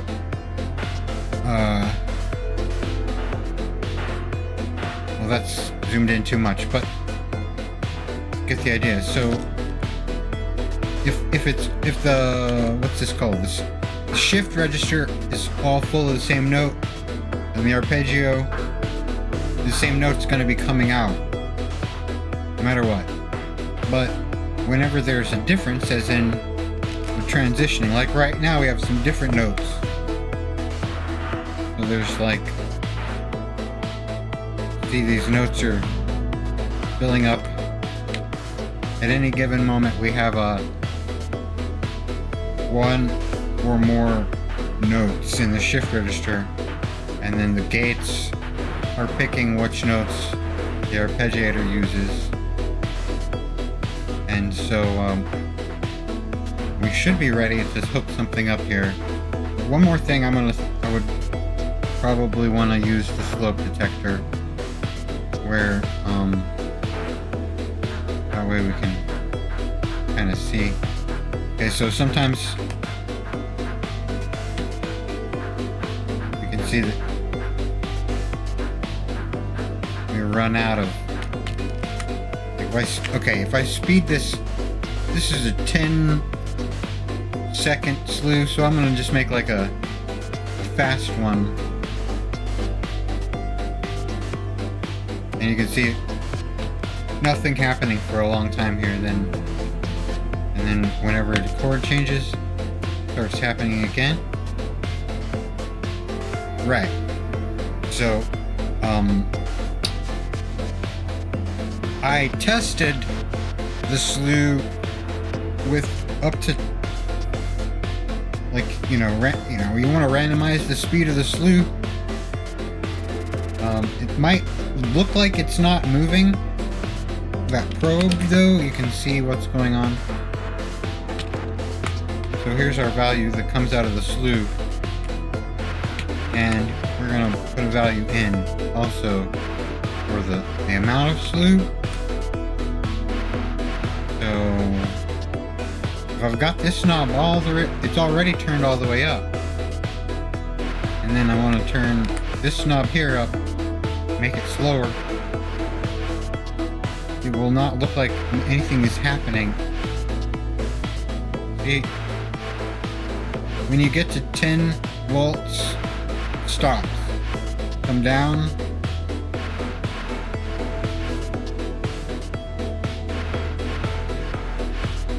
So you can go a little bit above 5 volts. When you get up to 6 volts, it stops. Like, I'm gonna type in exactly 6 volts. Moving, I'm gonna do 6.1. Still works. 6.2. Alright, so it stops at 6.2. Starts at 6. Somewhere in between 6.1 and 6.2 volts is apparently where it just goes too slow. You don't want to stop. You don't want to randomize any old value in here. What we could do,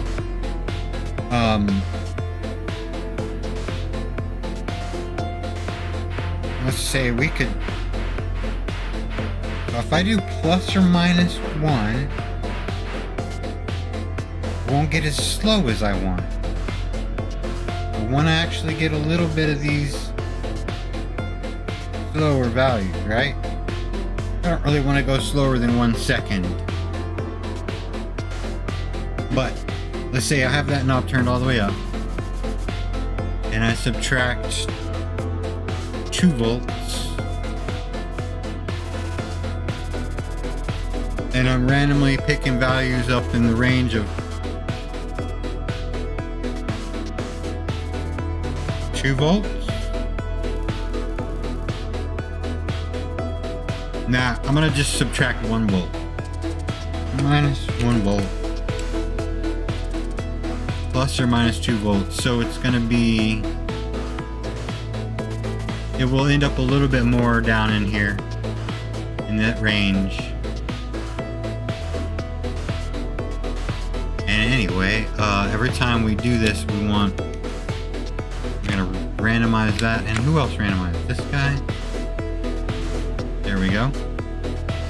I like the push button to show me and also let me manually do it. So let's stick them in there, even if I'm automatically pushing the button.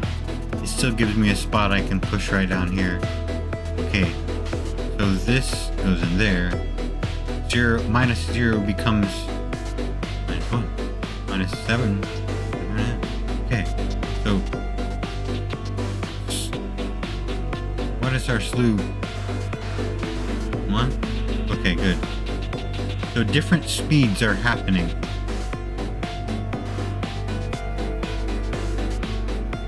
And that's what I wanted. Once again, with the arpeggio thing, 0 to 5 volts, a push button, and a unison, and some samples. So like, let's have 4.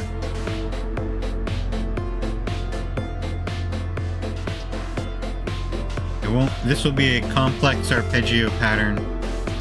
I mean, I could just randomize it every time and be like, okay, now you're this one, now you're that one. But I mean, like, every beat a pattern, and we'll just randomize the whole pattern. You know what I mean? So 0 to 5 volts on this guy.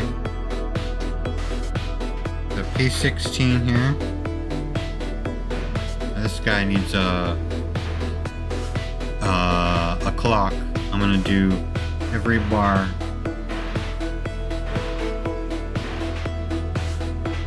So the trigger, the 4 triggers, the 4 values going into here. I'm gonna go ahead and randomize that one with everything else.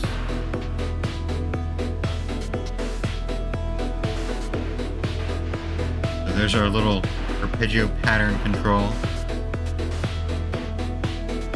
Sometimes it just does a couple notes. Sometimes it does a bunch. I don't know. I guess I'm not really in the mood to be super creative with the sound design, so I'm gonna do palette again. Unless something strikes me. Anyway, so here's my trigger. Here's my note. And let's just go maybe some ping pong.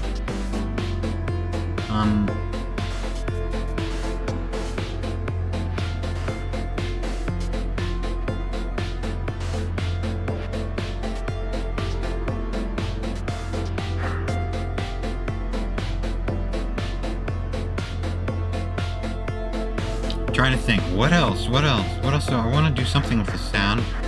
I know this is not the sound I'm gonna want, but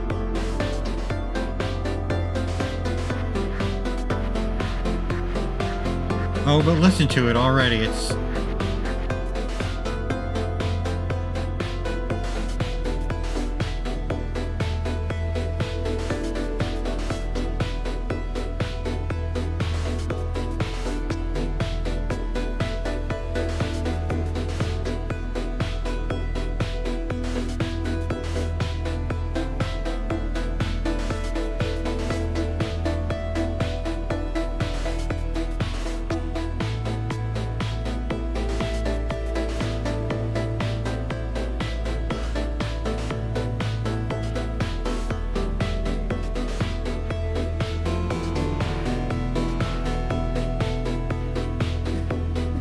one thing you can do with palette, if you don't want it to always be so plucky, is just use just put the trigger into the level.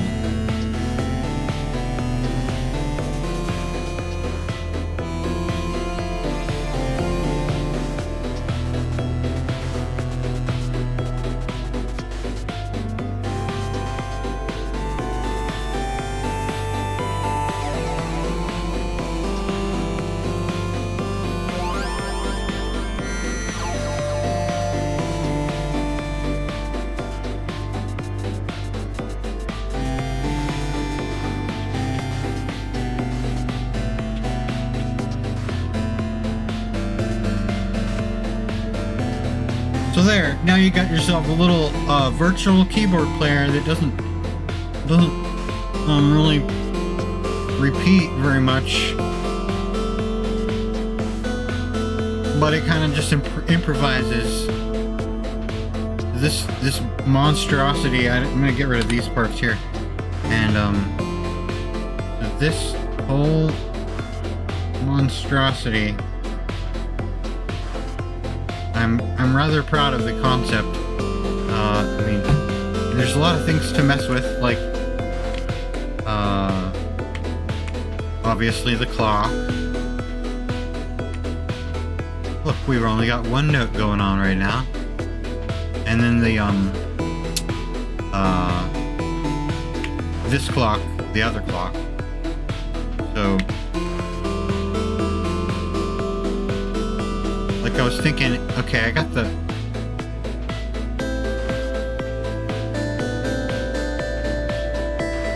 so the slewed value going through the quantizer means I could have put a slope detector here, and I only sample when we have a new node.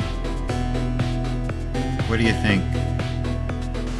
That would be a better way to do it, maybe.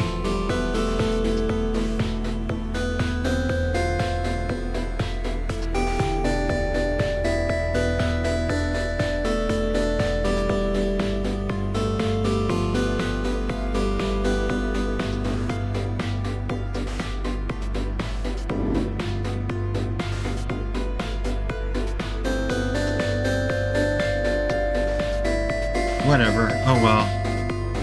Let's just put a little bit of compression on that kick and a little bit of EQ.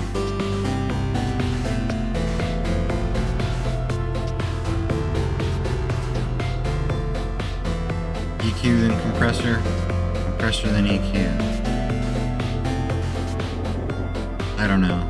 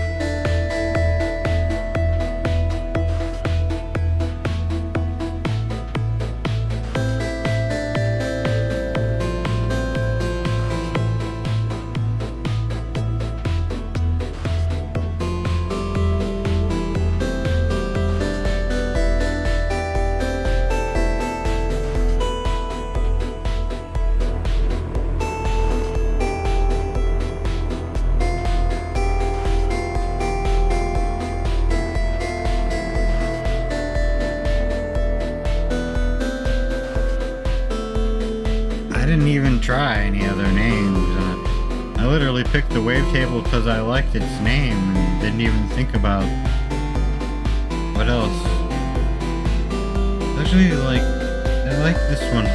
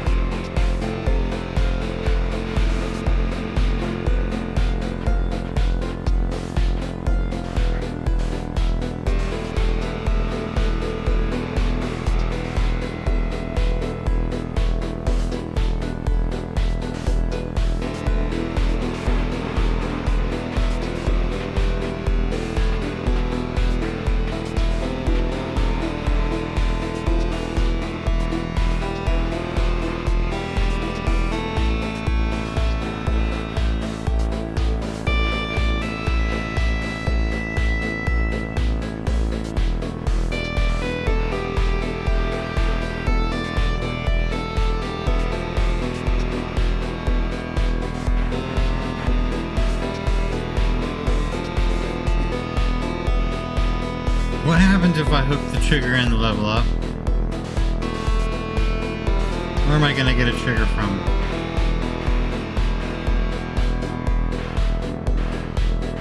Nothing.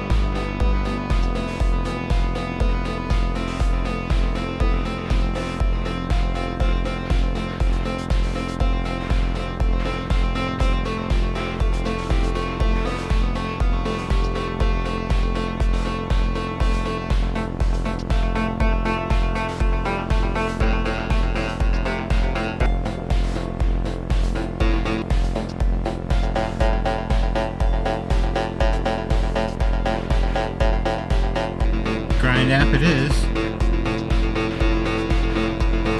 I usually like the other one. What am I forgetting?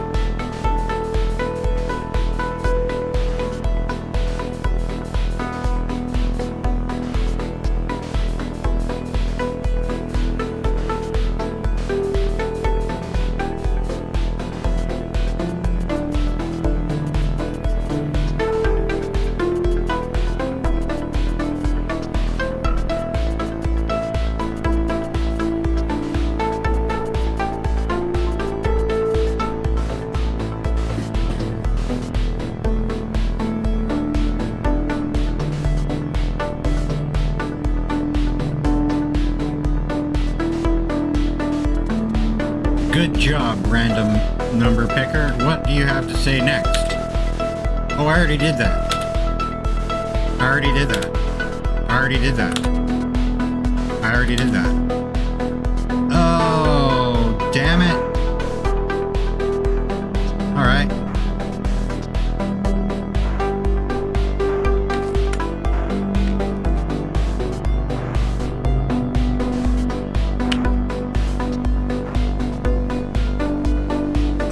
Okay. Most impromptu sequencers have this setting. Make sure you set it like that, so that you can hook plug a keyboard in there. And then up. You do that with a keyboard. So it would be like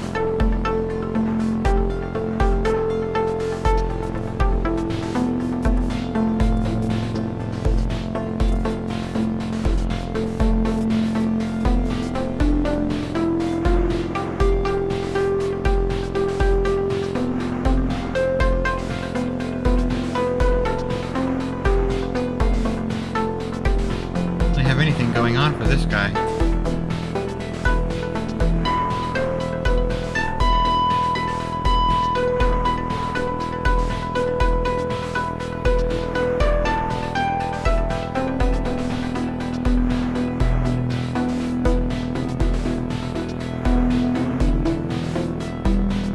Well, that bass was a really half-assed bass.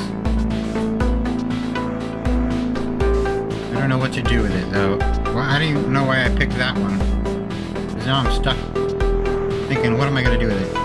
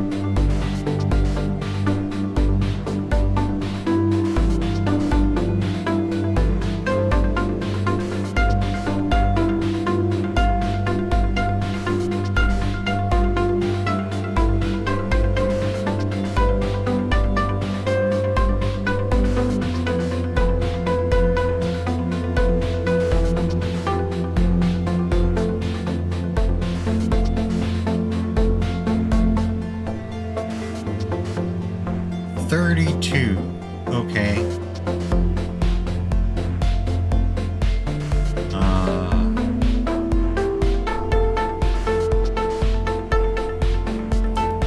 Let's use the math.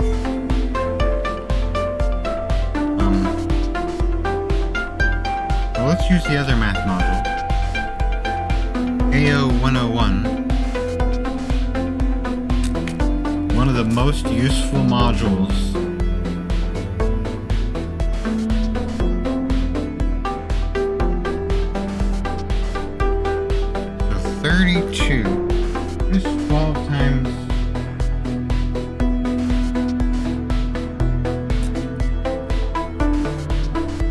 3 times 12 is what? 2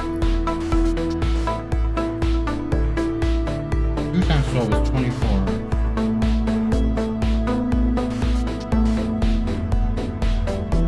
24 plus 12, 36. Right. So I suppose it's not too big of a deal if I don't use the modulo and it just says 0 to 3. And we'll have a button hooked up to make a random number. Plug that into the sequencer and put that out of the way for a minute. I'm gonna use the switch and this guy, maybe. But so for now we just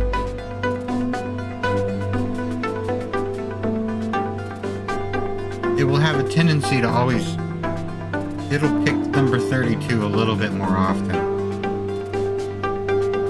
Put some there.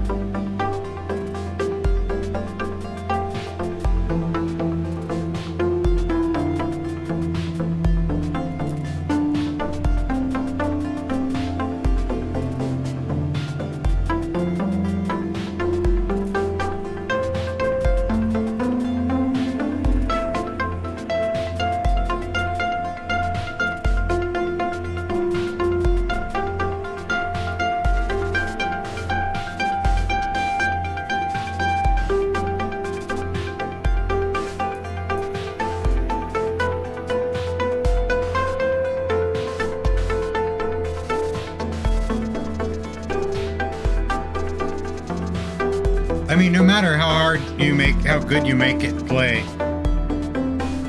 AI, robots, math, it's not gonna make faces like a real guitar player would. But I mean, I can imagine that it would be making a face right there if it could.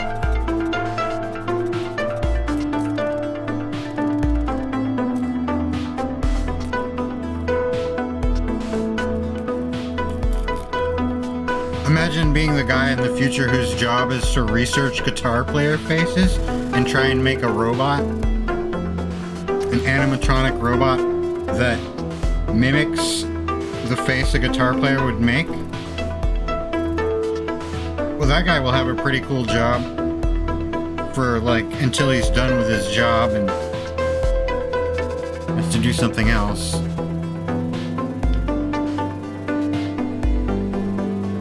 I wonder if they'll get the right guitar players in their training data. They'll probably just pick the ones people have heard of. What a waste.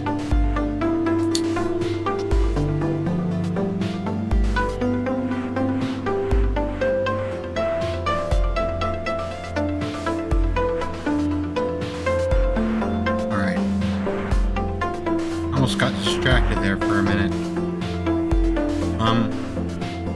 Alright, so I pick a random pattern. I'm just gonna put some things in here like,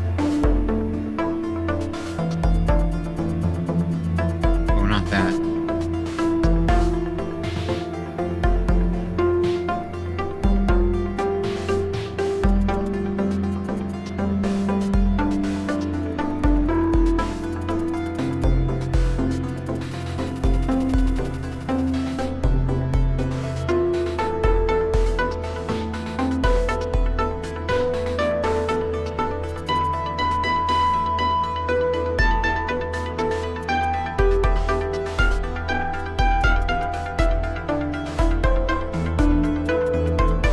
I keep forgetting that's not where my snare is. This is my snare.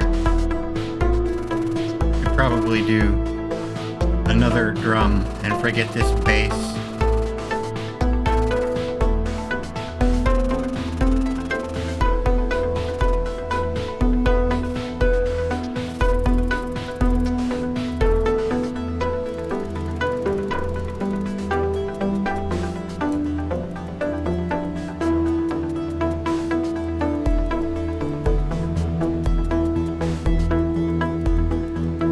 There I go again.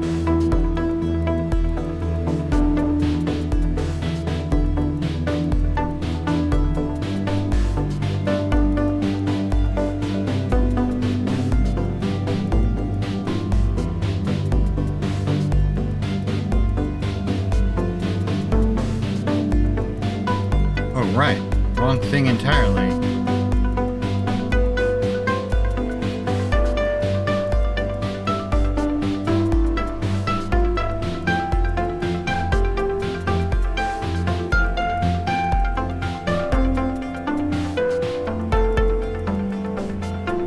This is not a very efficient way to do this. I know.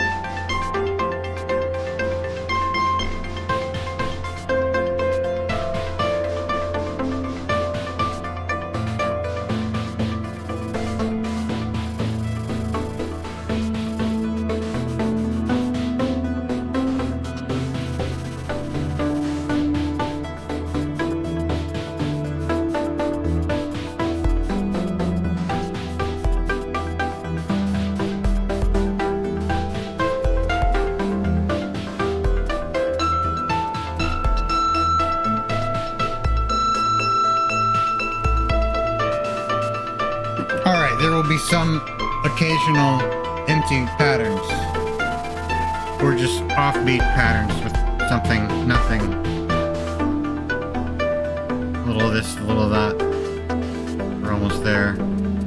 I think we'll call this good.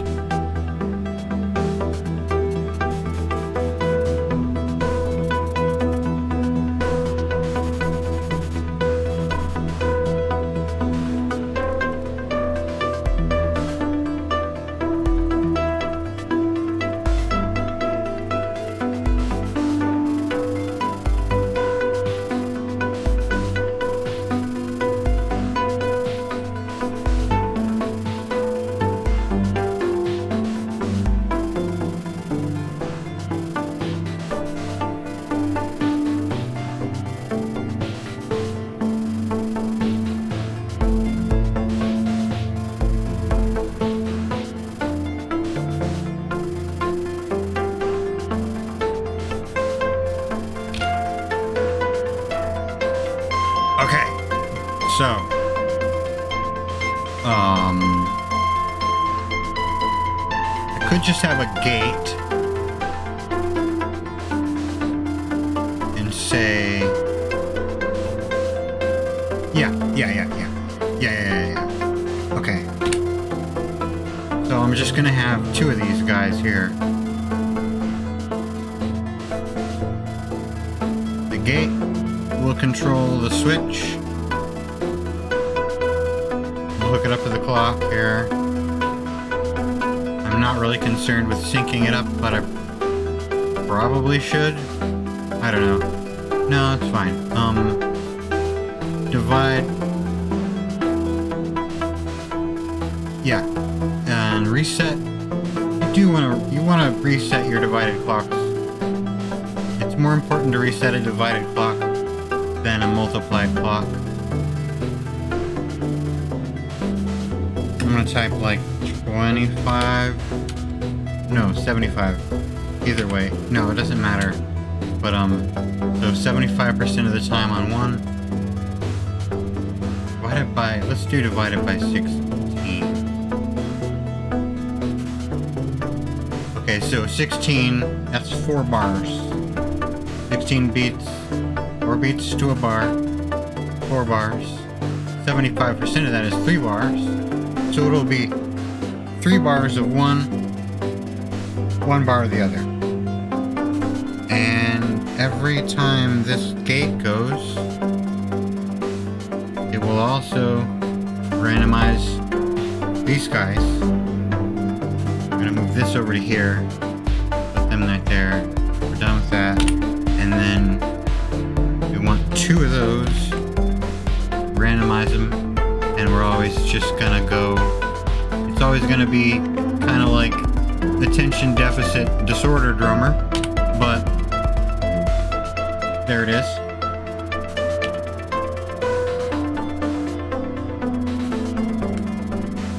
Did it. There's much more to it, but I'm sure you can figure out your own little tricks. I just thought I would give you some ideas.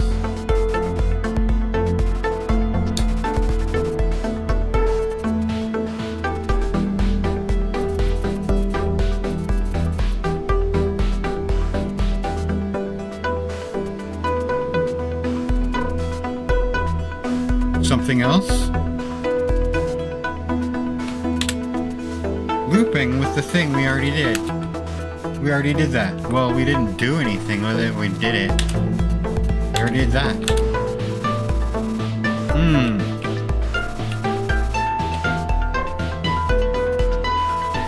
No. Oh, no.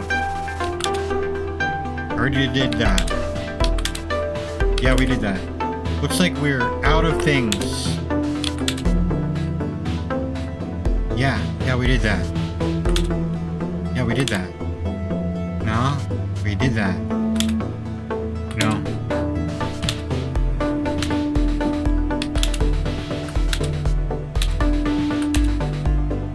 Okay, so this is just a review of things we've done.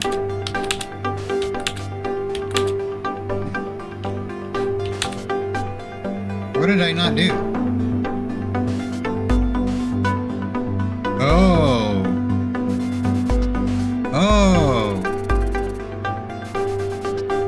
Okay, so let's do those 2 things. And then we pretty much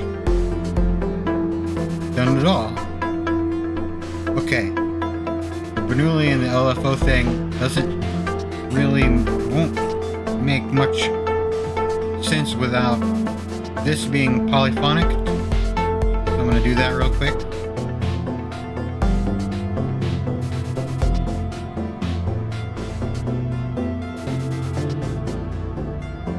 And now, there are 3 different ways to do it, I think. I've never done this with that arrange module. And it's much more complicated with gates and notes, though. Okay, I'm gonna break my little rule and use this is 16 tails. So I need to kind of show what that would be like if you didn't have that module. It would be tails and merge, resplit, and polymerge, resplit, the other one.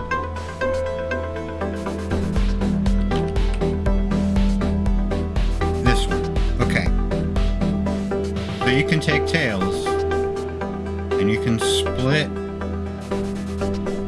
the notes and the gates.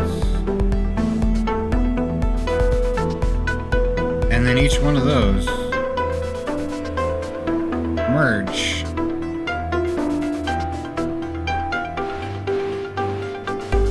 Wait, what am I doing?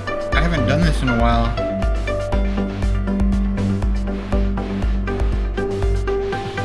Oh, right. Nope, not yet, not here. Next we need... Okay. I should have set the tails right. Turn tails on 4.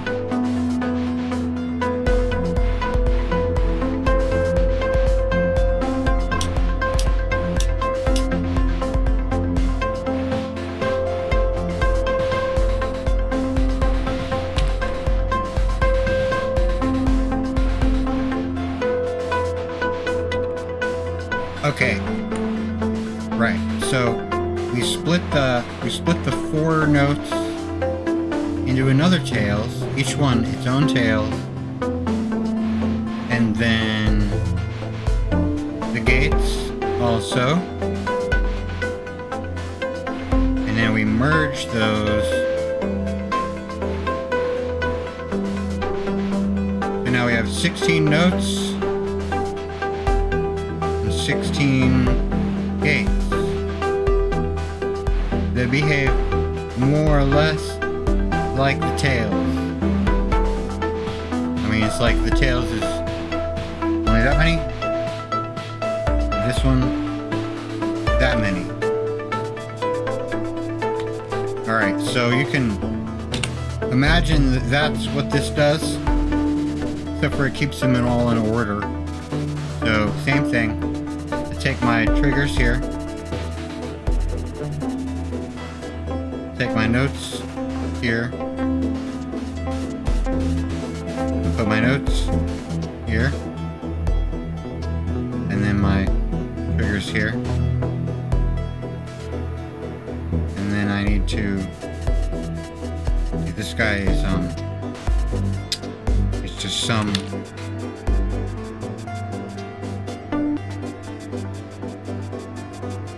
oh, wrong sum. I only need the mono sum.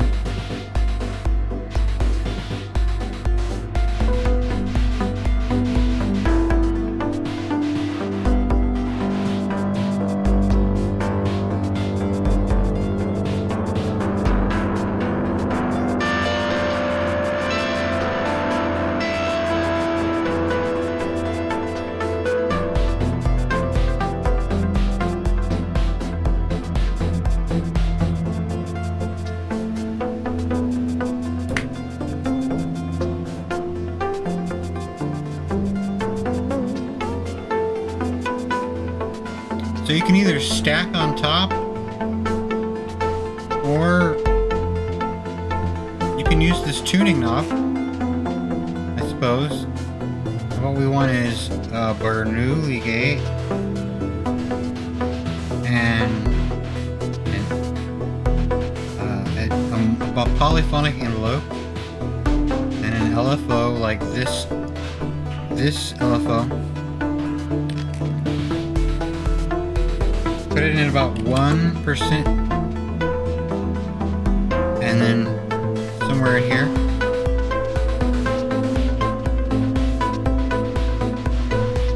I choose the Schumann resonance for my vibrato frequency. It just makes sense, and it's pretty close to right. We also need to make that be polyphonic. So there's 16 LFOs. And they can all have slightly different rates. And then for the gates, it looks like this guy here. So polyphonic into the Bernoulli gate. You can visualize that with this, what's coming out here. By default, only, you see how sometimes it does it And that's fine. Either way,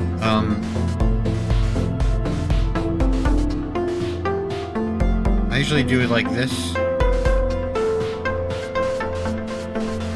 But you want to turn the sustain down almost, or maybe you'll have a little tiny bit. So those triggers go in here.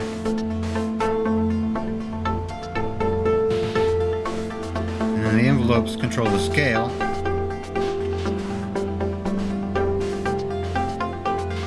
And then those sine waves come here. Let's try here.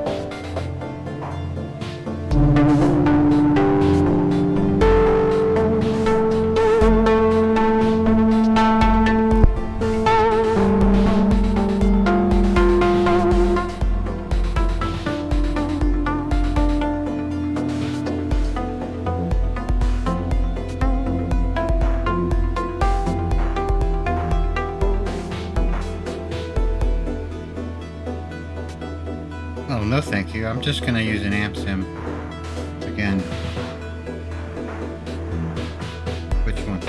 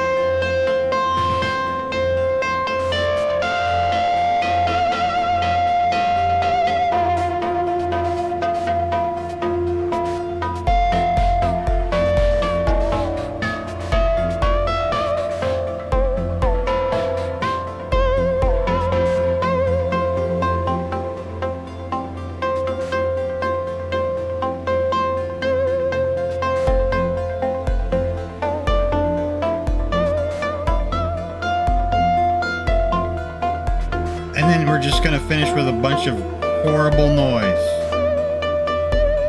Because why not?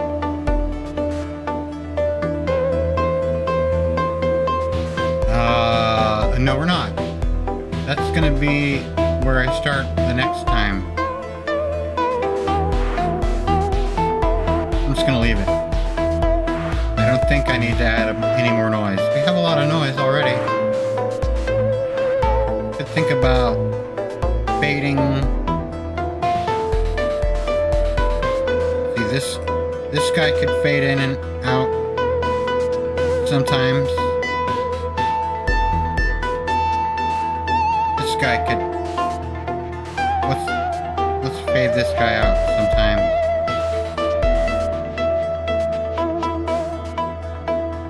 And even this guy could slowly fade in and out. And what is this stuff? Yeah, we'll fade that guy in and out.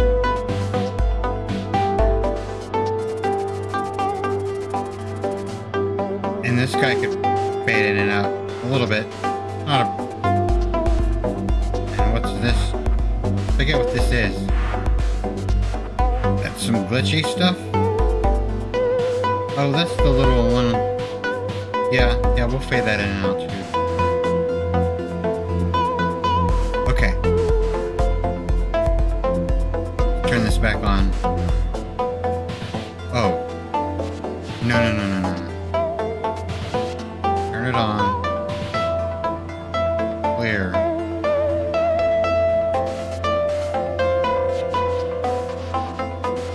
Reset. Reset. Oh, great.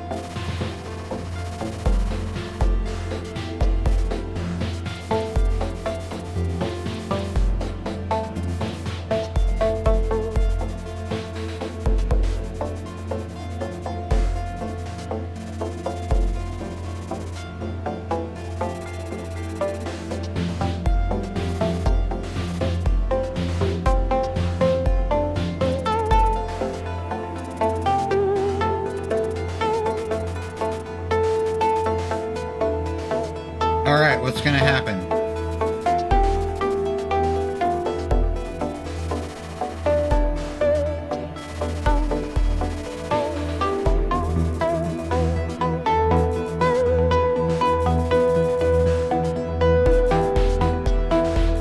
Let's make this push that button every bar? 2 bars. 4 bars. Alright, at 3 hours and 5 minutes into this, we'll start letting it sequence something. What is it? It's not doing anything yet. Did I forget to... No?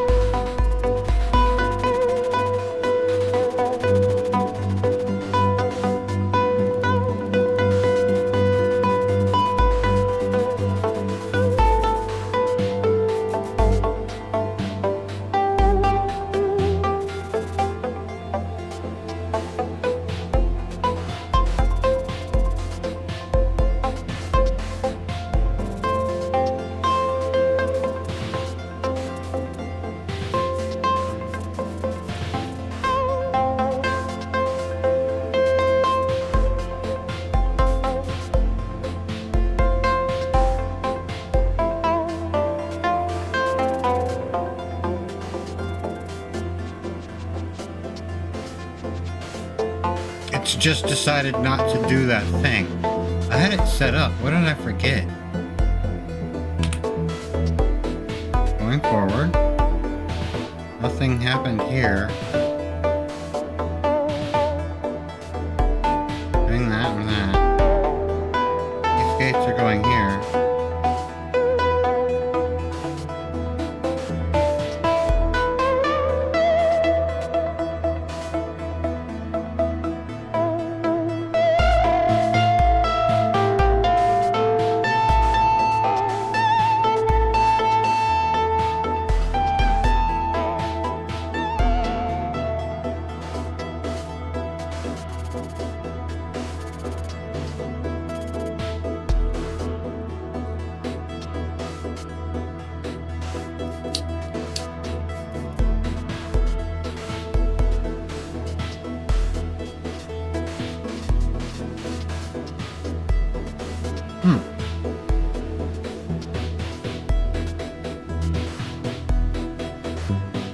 Started doing something.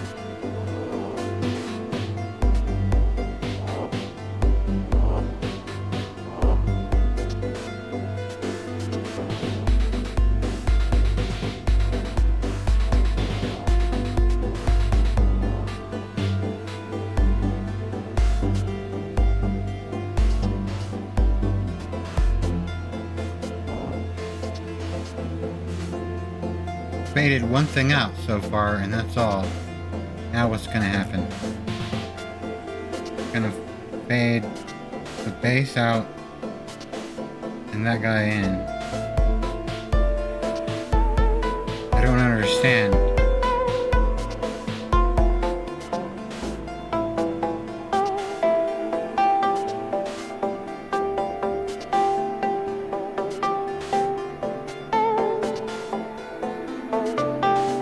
Okay.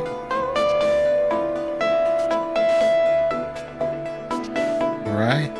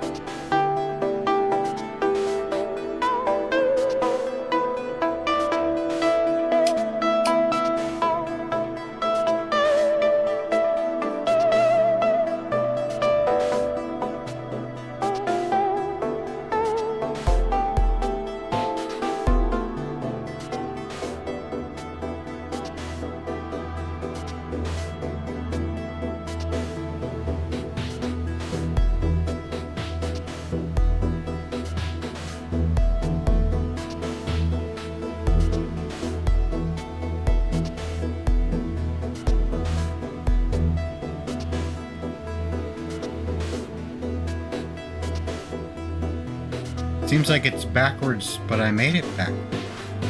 Why is it backwards?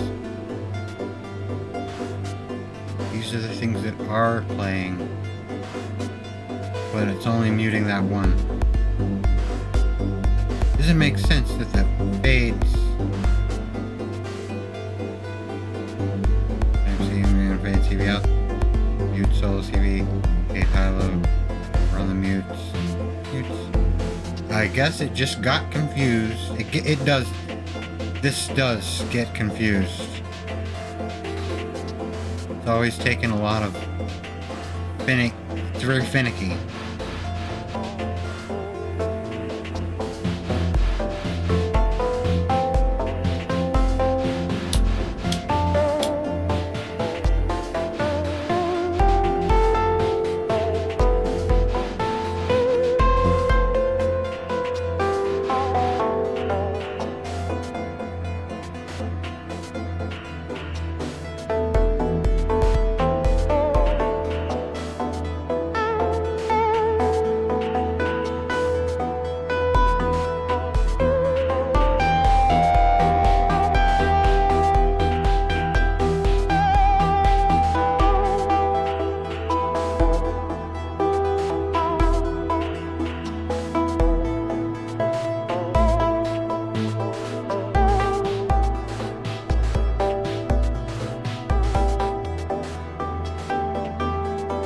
Okay, it's sort of working now.